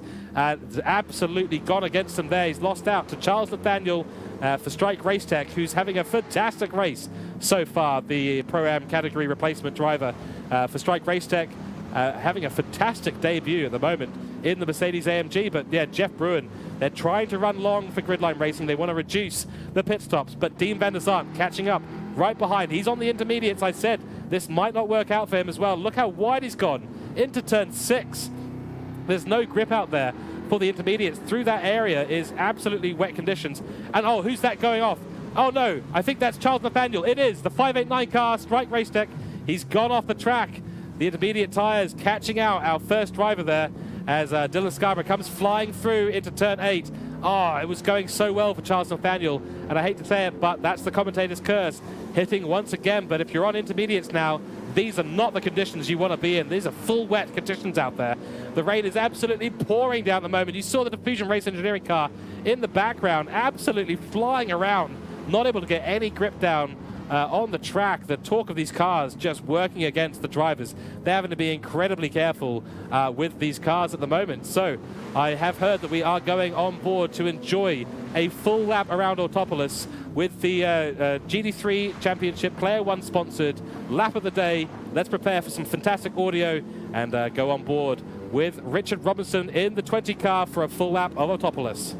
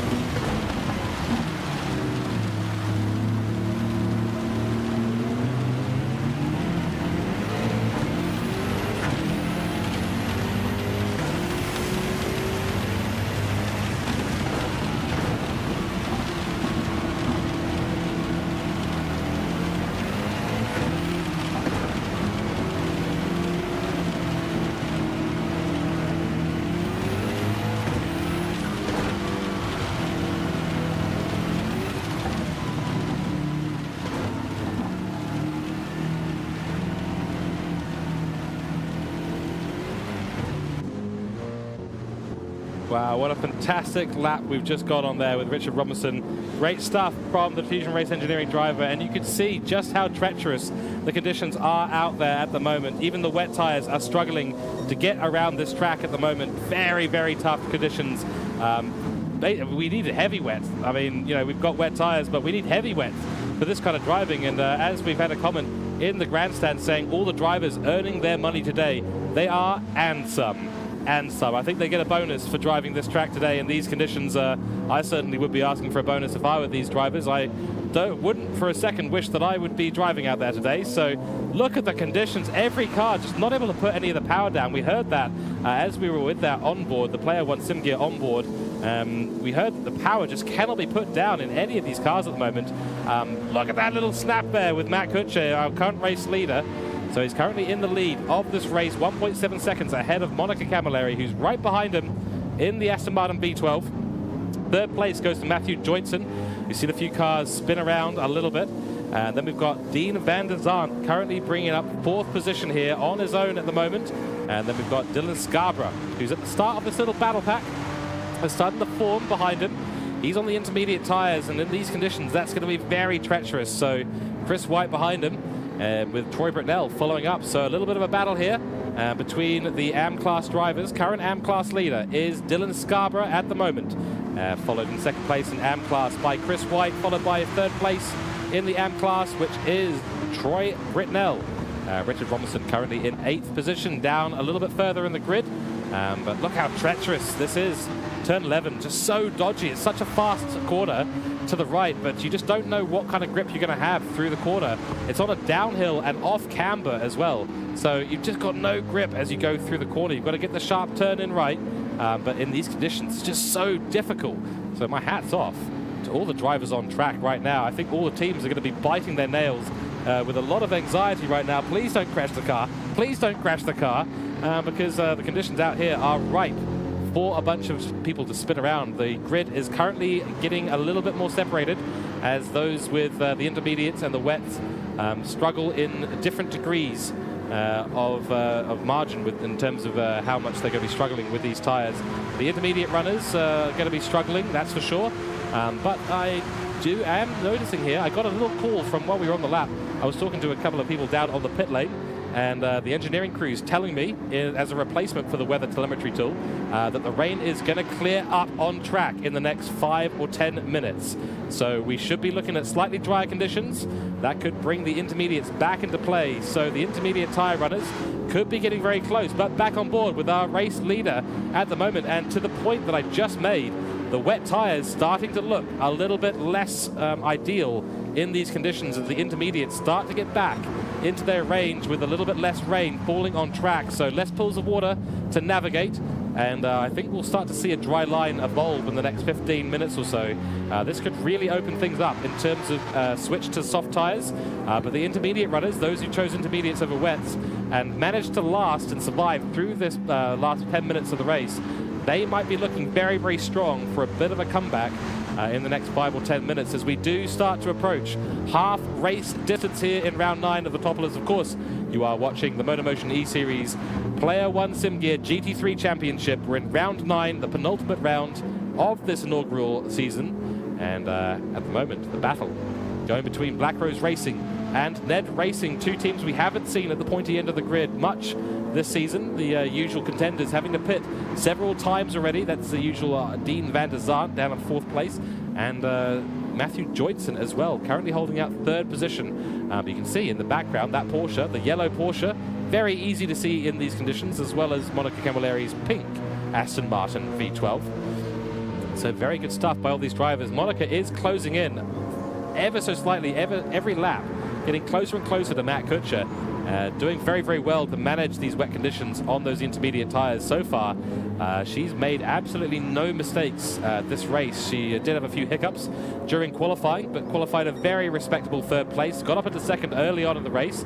And now looking up the inside of Matt Kutscher. Can't make it stick there through turn 3 and 4, but she's looking fierce. Will she try a cutback on Matthew Joyson? We're about to come up to turn 6, one of the tightest corners. Oh no, we've had a disconnect.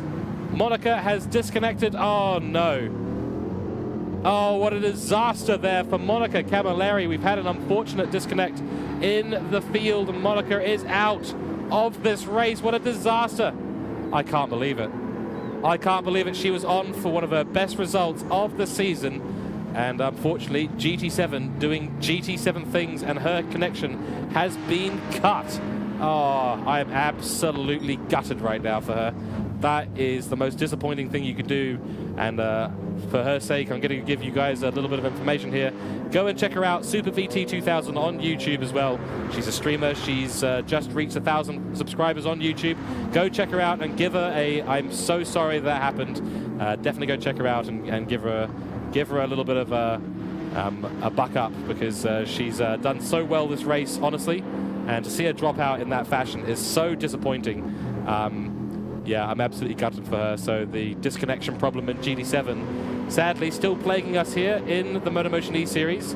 Yeah, she usually has fantastic internet as well, so I'm just absolutely gutted. But for Matthew Joynton, he's going to be pretty happy, because he's now been escalated up into second position. He is on the wet tyres, though, and Dean van der Zaan is miles behind him at the moment, over 15 seconds. So Matthew Joynton on the back of his win at Suzuka, looking very happy to be ahead of Dean van der Zaan, and with such a margin as well, he'll be absolutely stoked. But one of the most important things to note right now, as you can see on track at the moment, the dry line is starting to evolve again. So the intermediate tyres will start to wear out a little bit more. The wets will be absolutely gone in a few laps. So now it's really up to the drivers. Can they keep their tyres cool? Can they keep things on the track? We've had more switch up to the position in the AM class, with Chris White getting ahead of Troy Brunel, I think a few laps ago. And there's Jeff Bruin there in 7th position, trying to keep his tyres cool in the wet conditions. But I don't think there's any rain falling on track anymore. The rain has dried up. These conditions, oh, Jeff Bruin running very wide there. It's going to open him up to an overtake by Richard Robertson. Oh dear, oh dear.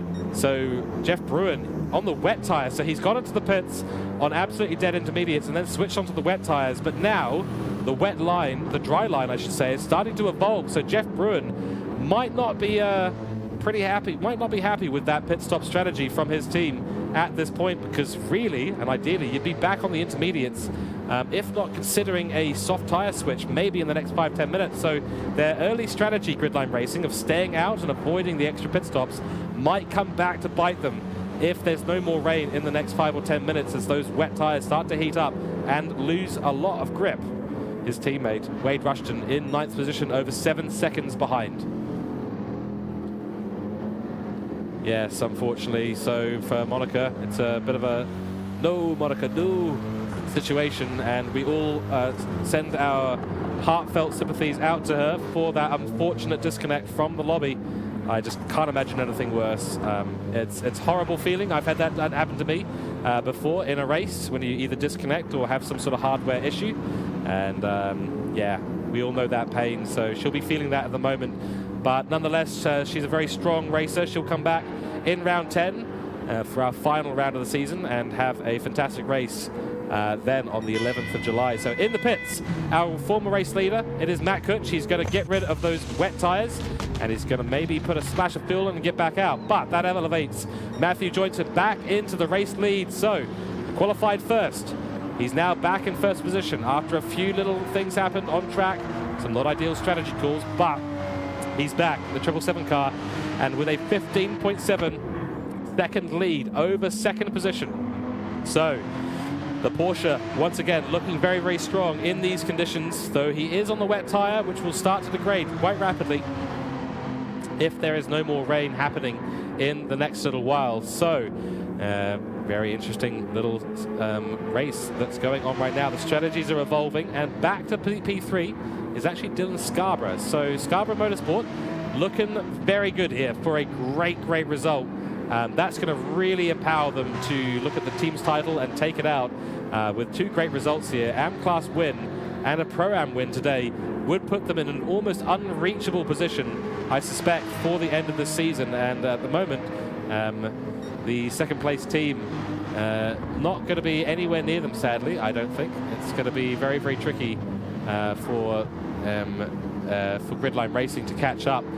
There's only 23 points between them, so it's all to play for. But as the results stand right now, Jeff Bruin and Wade Rushton not doing enough to put Gridline Racing close to Scarborough Motorsport in the overall team's title with regards to the Pro-Am and Am categories. And of course, you are watching the Group B category at the moment. That's the Pro-Am and Am class.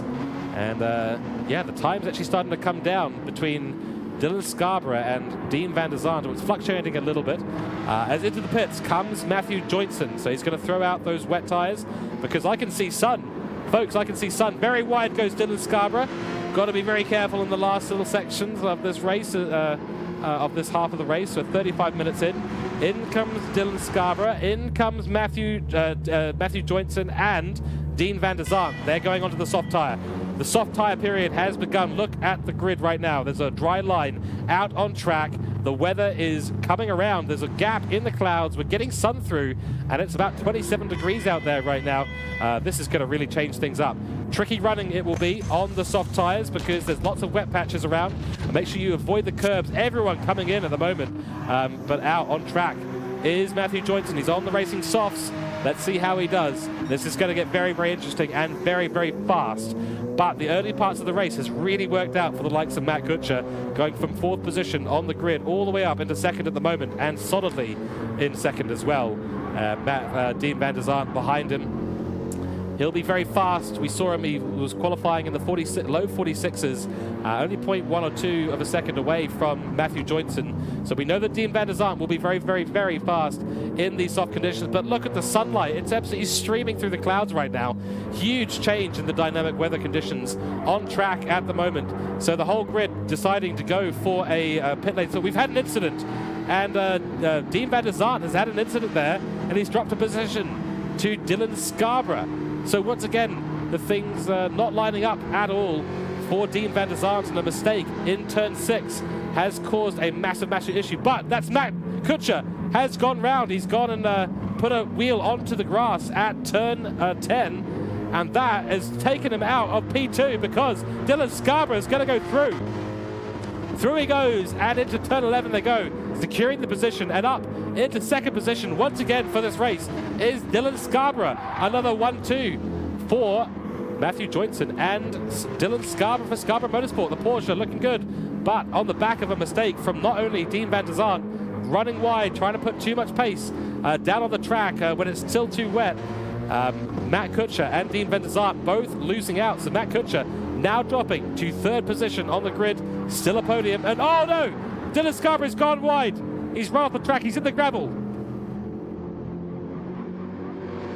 Total disaster for Dylan Scarborough, and the positions that he's just made up have totally disappeared from underneath him. He'll be miles back from those chaps now, and with Chris White in his rear vision mirror. So a P2, from P4 to P2, back to P4 in a matter of corners for Dylan Scarborough. What a disaster. He just ran a little bit wide on turn 17 into the wet line. As soon as you put your tyres on the wet line, it's just not dry enough on track in those alternative parts of the racing line. You've got to make sure that you are in the right position. As we do see, looks like Dean van der Zandt has had another issue. He's right back in range of Dylan Scarborough again with 0.4. He's got no damage on board at the moment. Dylan's gone wide again. Dylan's gone off the track once again. He lets his AM-class competitors of Chris White and Wade Rushton go on through. He's made a mistake trying to look for an outside line. You can't look for a move off the racing line at the moment. The racing line is that one very thin bit of track that's dry, and Dylan Scarborough twice in as many corners has gone wide onto that wet bit of the track and disappeared off track. Disaster for the Scarborough Motorsport driver. He's gone from P4 to P2 to P7.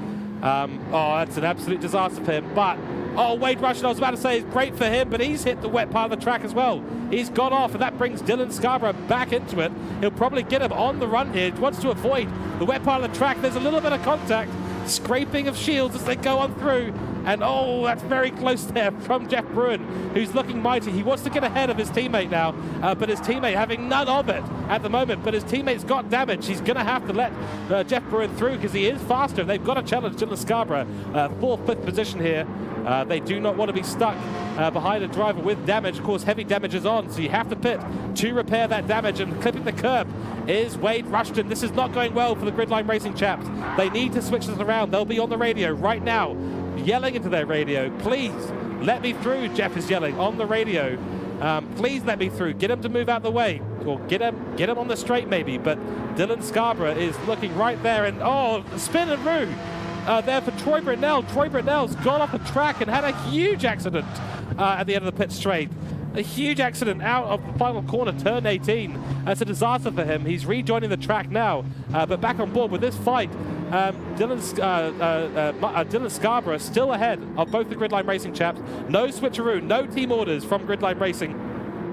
They're going to do this on track between the drivers. There's nothing between them, but look at the damage. We've got damage with Dylan Scarborough. He's on the rear right-hand tyre, and oh, careful there. He's gone wide again. Dylan Scarborough goes off track again. He lets the two Gridline Racing chaps go through. He's hit that wet patch once again on the braking zone into turn 6, and he's spun. That's the third time in 2.5 laps that Dylan Scarborough, he's gone from bad to worse to nightmare situation here for the team owner of Scarborough Motorsport, all the way up in P2 at some point, and now in an absolute disaster of a situation. As we do see at the top of the track here, we've had, that's Matt Kutscher. He's gone for a spin at turn 10. Everyone's hitting the wrong line through the track here, picking up damage and then running wide again. So Matt Kutscher spun at turn 10 earlier, lost a position, and now spun again at the same corner a lap later. He's picked up more damage to the front splitter and to the left-hand tyre. That's going to make this car very difficult to drive. You've got to keep it on the dry stuff. It's not a matter of keeping it on the tarmac.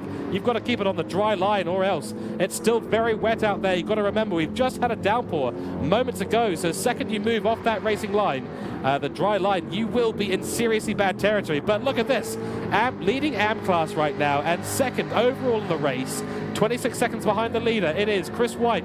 He's having a brilliant race, better than his teammate for the first time. Ahead of him in a race is the F-Type Jag driver for WTCR in Chris White. What a drive from the AM class driver so far. He's made fewer mistakes than everyone else on track. We often say this in the commentary booth, and engineers and drivers know this well. It's not about how fast you are, it's how few mistakes you make on track. And so far, some of the top drivers in this lobby making some massive errors that have caused some serious issues for themselves, but Chris White has been keeping it beautifully clean in the 73 car.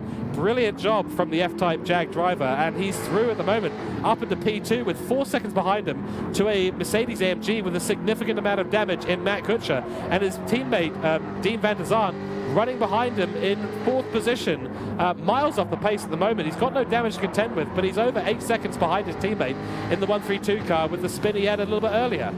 Oh wow, the grid is mixing up all over the place, but Matthew Joynson at the moment, he's making pretty few mistakes at the moment, only 1 or 2 so far that I've spotted in this race. His teammate and team owner Dylan Scarborough having a nightmare of a race. He's not even on the timing boards right now, down in 9th or 10th position.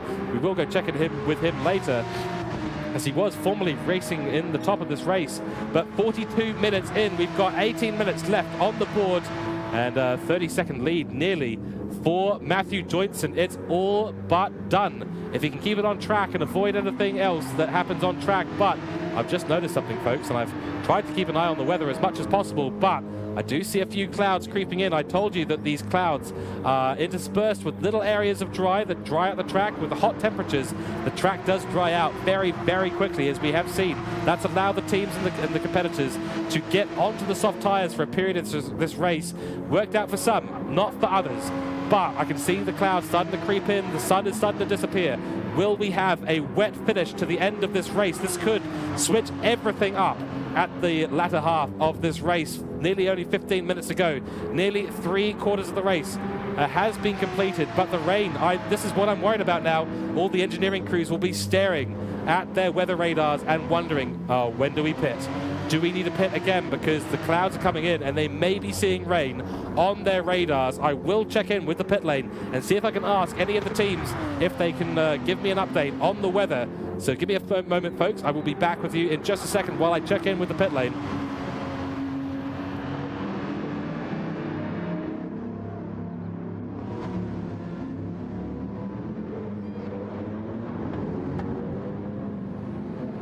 Folks, I have confirmed it. We do have rain heading towards the circuit at quite a rapid rate. There's quite a lot of commotion. I was told very quickly to get the hell off the team comps because they do not... Oh, we've got a car there. Who's that? That looks like Charles Nathaniel, potentially, as he just blue flagged himself. Yes. Oh no, it's Tim Piers. Tim Piers has come to a full stop on track. He's trying to get out of the way of the race leaders, so... he probably didn't need to come to a full stop, Tim Piers, but very, very safe driving there. He knows the conditions are very bad. Didn't want to be putting himself on a dry line and having to go wide onto a wet line. He's on the intermediate tires, so he's looking towards the rain already. He's got enough fuel to go to the end of the race. Ahead of him is Charles Nathaniel. We haven't mentioned the Strike Race Tech drivers so far during this race, but looks like Tim Pears could be onto a little bit of a good strategy here, because the rain is rapidly moving in, folks. We may see a few spits coming down in the next 5 minutes of this race, is what I've been told. So stay tuned, because the strategy is about to be upended once again here at Autopolis for round 9 of the GT3 Championship. And what a championship race we've been having today. This separates the men from the boys, the women from the girls, because out on track here, it's all about your driver wit, your courage, your skill, and your adaptability to the conditions that have been changing so rapidly on track. There'll be more blue flags for Charles Nathaniel shortly, as I do believe that's Matthew Joynson behind him on track. And then we've got Aiden Sampson fighting with Karma Foster at the moment. Aiden Sampson's got a huge amount of damage, and a little bit of contact, I think, with Karma Foster, or just manages to avoid it. So a little bit of a race going on here between these two, the BMW and the Aston Martin. And Karma Foster just holding on for dear life at the moment. The racing softs of Aiden Sampson just looking a lot faster, and Karma Foster can't do anything on those very, very worn intermediate tires. She'll need to come into the pits at some point soon. Very low on fuel as well for the NED Racing driver, but a good drive from her so far. In the latter half of this race, she might find herself in a good position. But at the moment, the racing softs are still the optimum tire to be on. No one wants to be diving into the pits anytime soon, because there's no rain on track so far as I understand it. But the rain, as you can see, is just creeping in. The sun is completely gone. It's only a matter of time until we see a few specks of rain appear on the track, and that is going to really switch things around. Troy Brunel up in the 9th position. Ahead of him and following closely is Richard Robertson, Robbo from Diffusion Race Engineering, the Kiwi team, sponsored by Spotify. Doing well so far, but not the result they need. Dylan Scarborough on the back of 3 spins at 2 corners when he went onto the soft tyre, just running wide and not taking into account that the wet line is still covered in puddles. And he's on the racing softs, but he's got damage, so they'll be coming in soon. As soon as that rain comes down, the Scarborough Motorsport team will be bringing him into the pits and switching him onto a faster tyre. And out of the way gets the blue flag car of, I believe that's Tim Pears there. Ahead of him, Gridline Racing's Wade Rushton up into 6th. Ahead of him, his teammate, Jeff Bruin. He's managed to get through on his teammate. They're on the racing softs and looking very strong here, because everyone on the grid is going to have to pit again if and when this rain does start coming down onto track. So it's all up for grabs at the moment. A little bit of a battle now happening between Matt Kutscher and Dean van der Zandt. We're a bit of a shame that we missed out on this so far, but a 46.5 set by Dean van der Zandt, the fastest lap at the moment, going to Matthew Joynson on track, still our race leader. Matt Kutscher fighting hard to defend against Dean van der Zandt, who's braver into the braking zone. Very dangerous to be braking offline in these conditions. And Matt Kutscher's gone wide and he's spun. Matt Kutscher's gone wide. He's hit the wet line once again. That's 3 times at turn 10 for Matt Kutscher. He's gone for a spin. He's just not got the right line through there. He keeps putting a tyre onto the wet stuff and holding the brakes too long, and the slip angle just gets away from him and the car just turns around.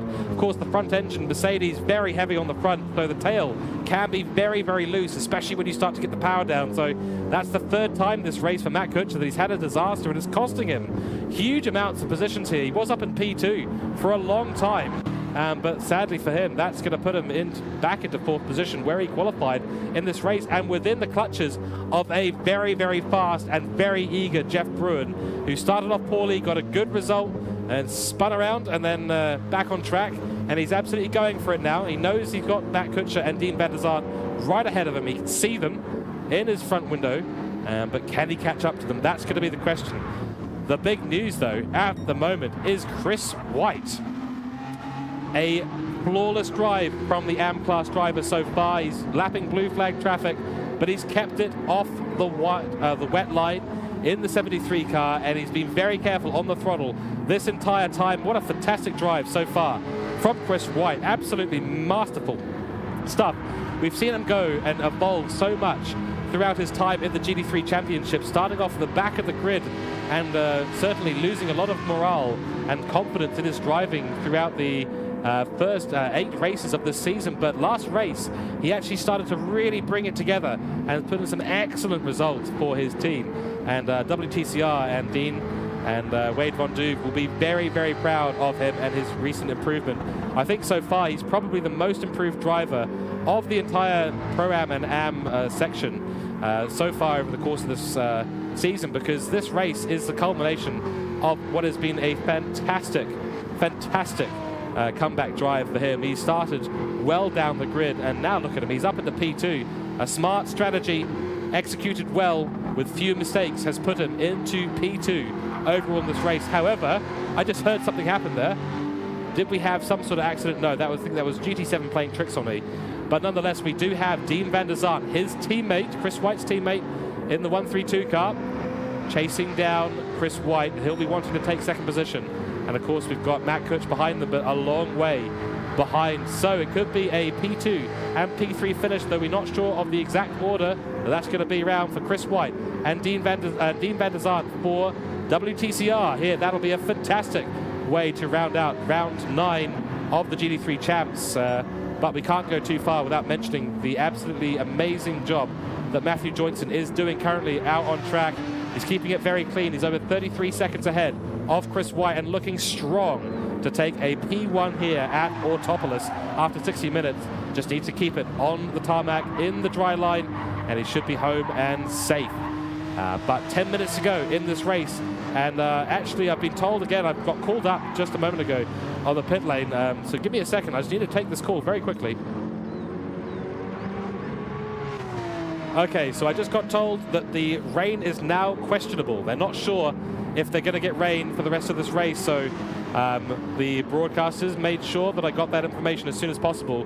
We are not sure now if the rain is going to return for the remaining 10 minutes of this race, and we may see right towards the end some bits of rain. That's going to make it very challenging because most of the grid are out on the soft tyre at the moment. And so, wow, we're going to see quite the end of this race. It's all down to the weather. Will there be rain? Will it stay dry? There's very little wet patches left on the track now, other than a few obvious areas. And the purple goes Matthew Joynson as, oh, I've just seen the rain come down. The rain has started. We do have rain in Sector 1, so my information was actually a little bit wrong, maybe a bit delayed. They thought that the rain had disappeared, but suddenly, out in Sector 1, as we do see the onboards for Matthew Joynson, the rain is there. And guess who's in the pits? It is Chris White. It is Dean van der Zandt in the pits. Will Jeff Bruin come in? No. He's going to go again. He hasn't realized what's happening down in Sector 1. He's about to hit rain, and he'll be on the soft tire as well. We're going to stay on board and see what happens, because Jeff Bruin is provisionally up into turn 1, and he's just flown off the track. There's no grip at all. His team didn't tell him at all what was going on in turn 1. He should have been in the pits. None of them could do anything, and that's Karma Foster there, though. That's Monica Camilleri. No, it's Karma Foster, sorry, also turned around. There's nothing, absolutely nothing. Through goes Chris White. Through goes Dean van der Zandt. They're up in the second and third position now. Again, Jeff Bruin, who was on 5th position, will get ahead of Matt Cooke, but Matt Cooke, he's also going to suffer because he's come out of the pits on fresh racing softs. What's he thinking? 3-second penalty as well for cutting the pit lane line. What is going on track right now? Wade Rushton, he's come out on intermediates. He took the advice. They saw what happened to Jeff Bruin in the pit lane and decided, oh gosh, we've got to get you in ASAP. But Jeff Bruin, look at how slow he's going on track.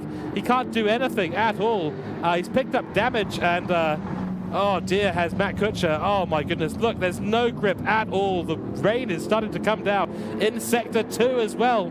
The only sector without rain is the pit lane still. And I'm just starting to see it come down as well. Oh dear, oh dear. This is going to really mix up the grid.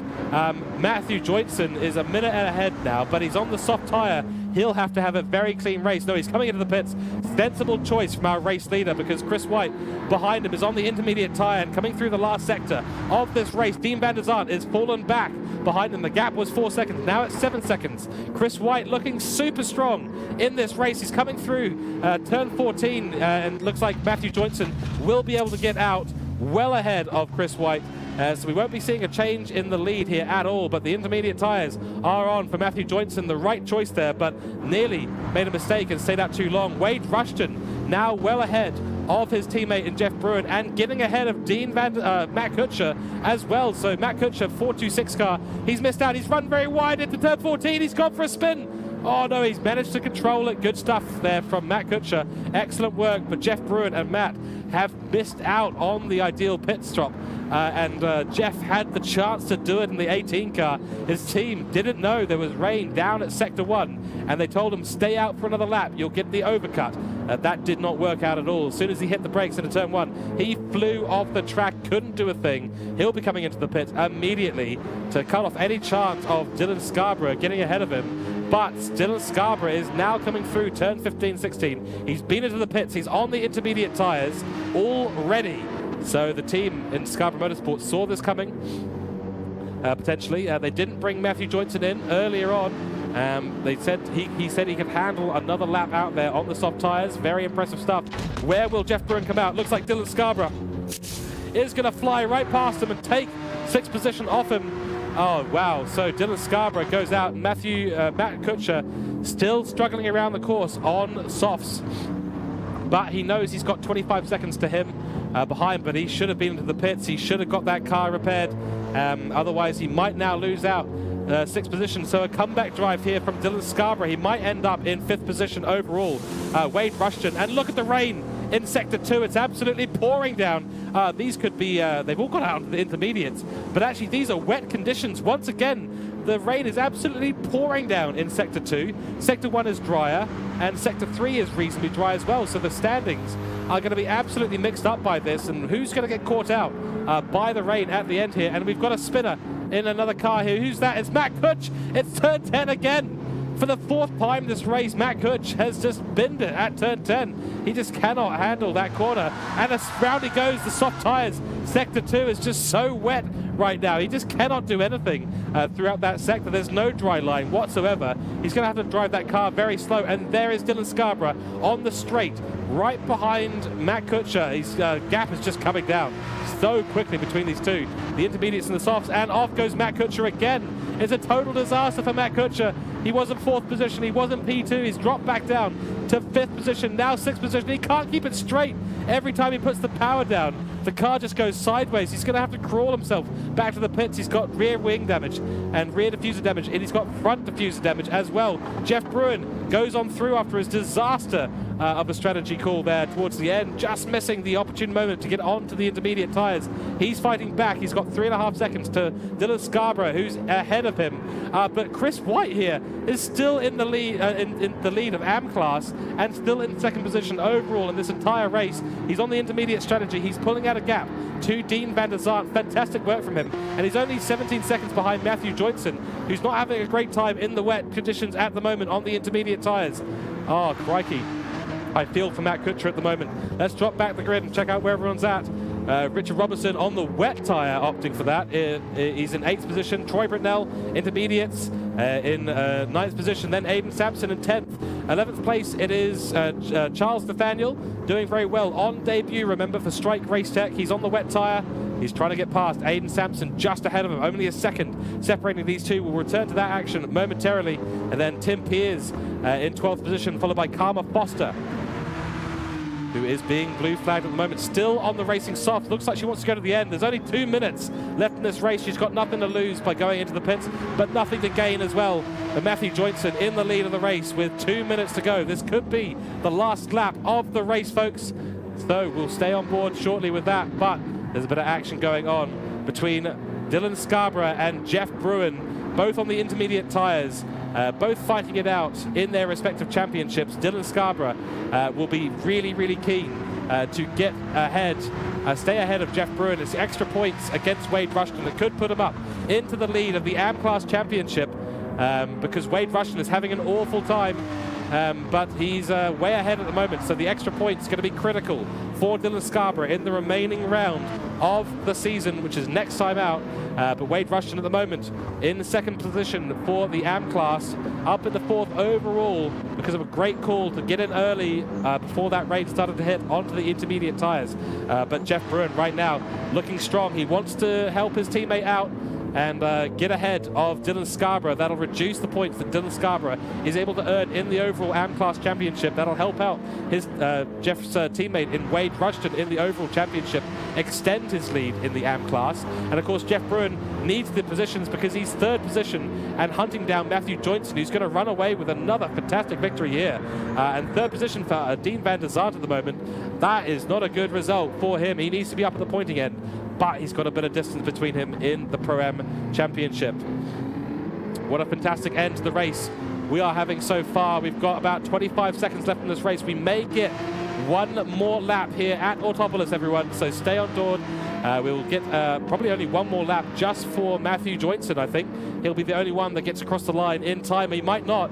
There's only 10 seconds left in this race. Count it down with me. 9, 8, 7, 6, 5, 4, 3, 2. He comes across the line. He will do one more lap. We're on the final lap of the race, but everyone else will come across the line for their final lap. So it will be Chris White taking second position, first overall in AM class, his first top 3 position, first podium in the GT3 Championship for Chris White. Takes the checkered flag. Great stuff by Chris White.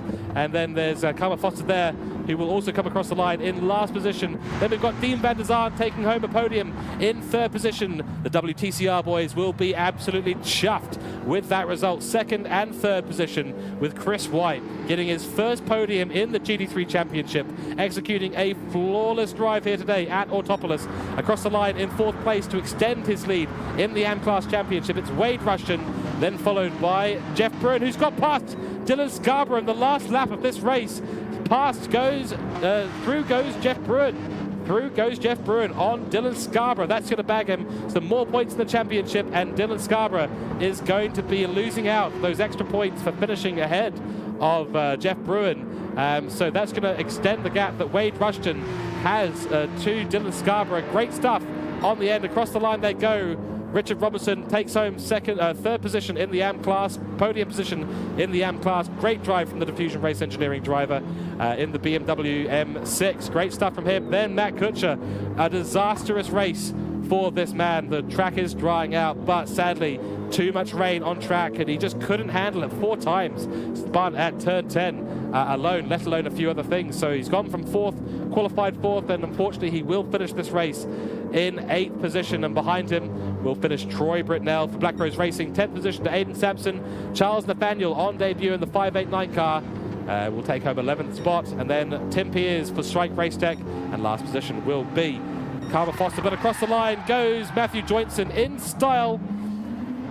Falling with style is indeed the race leader there. So congratulations to Matthew Joynson on a fantastic race, a dominant performance here at Autopolis from the Scarborough Motorsport driver. A 46.0, so faster than his qualifying time to take P1 in qualifying, and then first position overall in the race. It is Matthew Joynson. Massive congratulations to him and the Scarborough Motorsport team.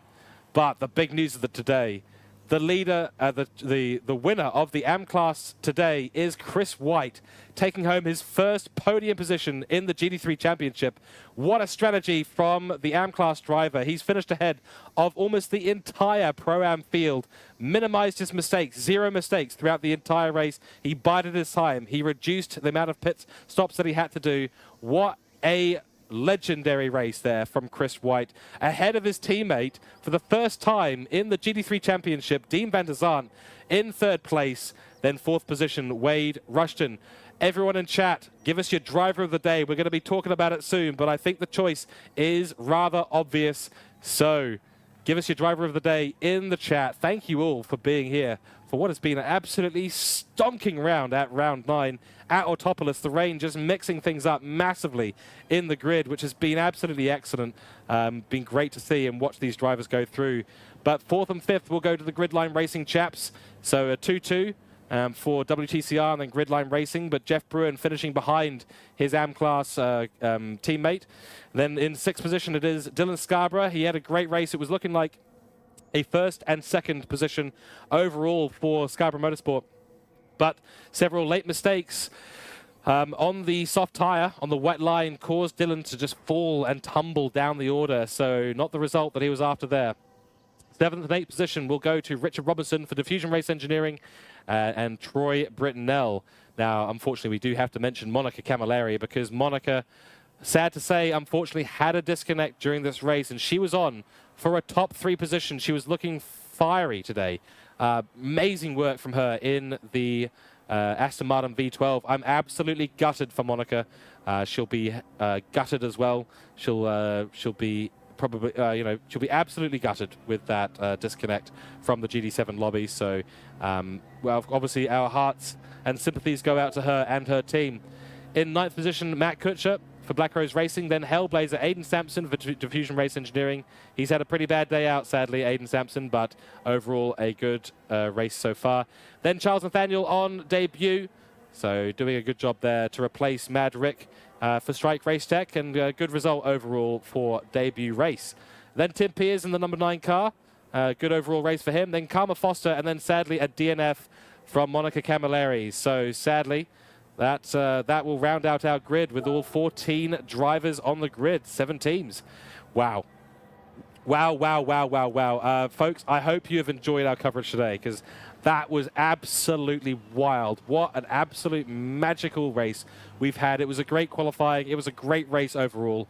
But I have to say, driver of the day today for me, personally, while I would love to give it to Monica because she had a fantastic drive, unfortunately the DNF somewhat rules her out of that. So for me personally, it's got to be Chris White. It's his first podium. It's the first time he's been up at the pointy end of the grid. He stayed ahead of his teammate for the first time, despite qualifying way down the grid. So the 73 car of Chris White in the F-Type Jaguar for WTCR will get driver of the day today for a flawlessly executed race. But of course, honorable mentions for Matthew Joynson, Dean van der Zandt, and Monica Camilleri as well. So, folks, that was quite the race. I had an absolutely brilliant time today. Wow. What can you even say when you have that much action? We know that silver and bronze classes are just so action-packed. So great to see another action-packed race there. And it's been significant. The leaders of the championships somewhat extending their lead. And Wade Rushton for the AM class will continue to extend his lead on Dylan Scarborough in 2nd position. Richard Robertson will lose out a little bit to Troy Britnell overall, but, well, actually, they'll probably stay about even between them. 3rd position still being held on to by Richard Robertson. And then in the Pro-Am class, Dean van der Zandt will extend his lead, but not by much, over Matthew Joynson, who's going to take home full points today for fastest lap as well as the race win. So the gap gets ever closer between 1st and 2nd position in the Silver Championship and the Pro-Am class. Jeff Bruin will close up the gap a little bit, but not by much to Matthew Joynson. So Sean Parker behind him, not actually in this race. I didn't see him anywhere on the race, and maybe we've had another disconnect there. I'm not quite sure. I'll double check this just to be absolutely sure. I don't think I've seen him on the grid today, sadly. But nonetheless, 4th position will stay with him, and the rest of the grid will have to fight it out in the last round of the season. So, folks, join us again on the 11th of July for the final round, round 10 of the Player 1 SimGear GT3 Championship, brought to you by MotorMotion E-Series at the one, the only Mount Panorama. Folks, we're going to Australia, we're going to the Mount, and guess what? It's an endurance format, folks. We're going to be going for 90 minutes at Bathurst in the GT3 Championship to round out the inaugural season. It's going to be an absolutely brilliant race. Make sure you tune in 2 weeks' time on the 11th of July for the final, the finale of this amazing opening season for the GT3 Championship. It's been an absolute pleasure bringing you all the commentary from the box tonight and in all previous races. I'm looking very much forward to next time out at Bathurst. From here in the commentary box, I am, of course, George Cooke. I've been bringing you all the action tonight. A shout out to our guys in Group A, Ryan Palmer and Nick Pautasso. I'm sure that they're having a fantastic time over there with Division 1. The results of the race after the stewards get their decisions made will be available on the MotorMotion E-Series website. Of course, make sure you check us out, MotorMotion E-Series .wordpress.com. Check us out on the Facebook page. Like and subscribe the stream as well, because it is really appreciated, and all your support means an absolutely massive amount. And of course, if you want to get involved in MotorMotion E-Series, your journey starts right here and on the website and on Facebook.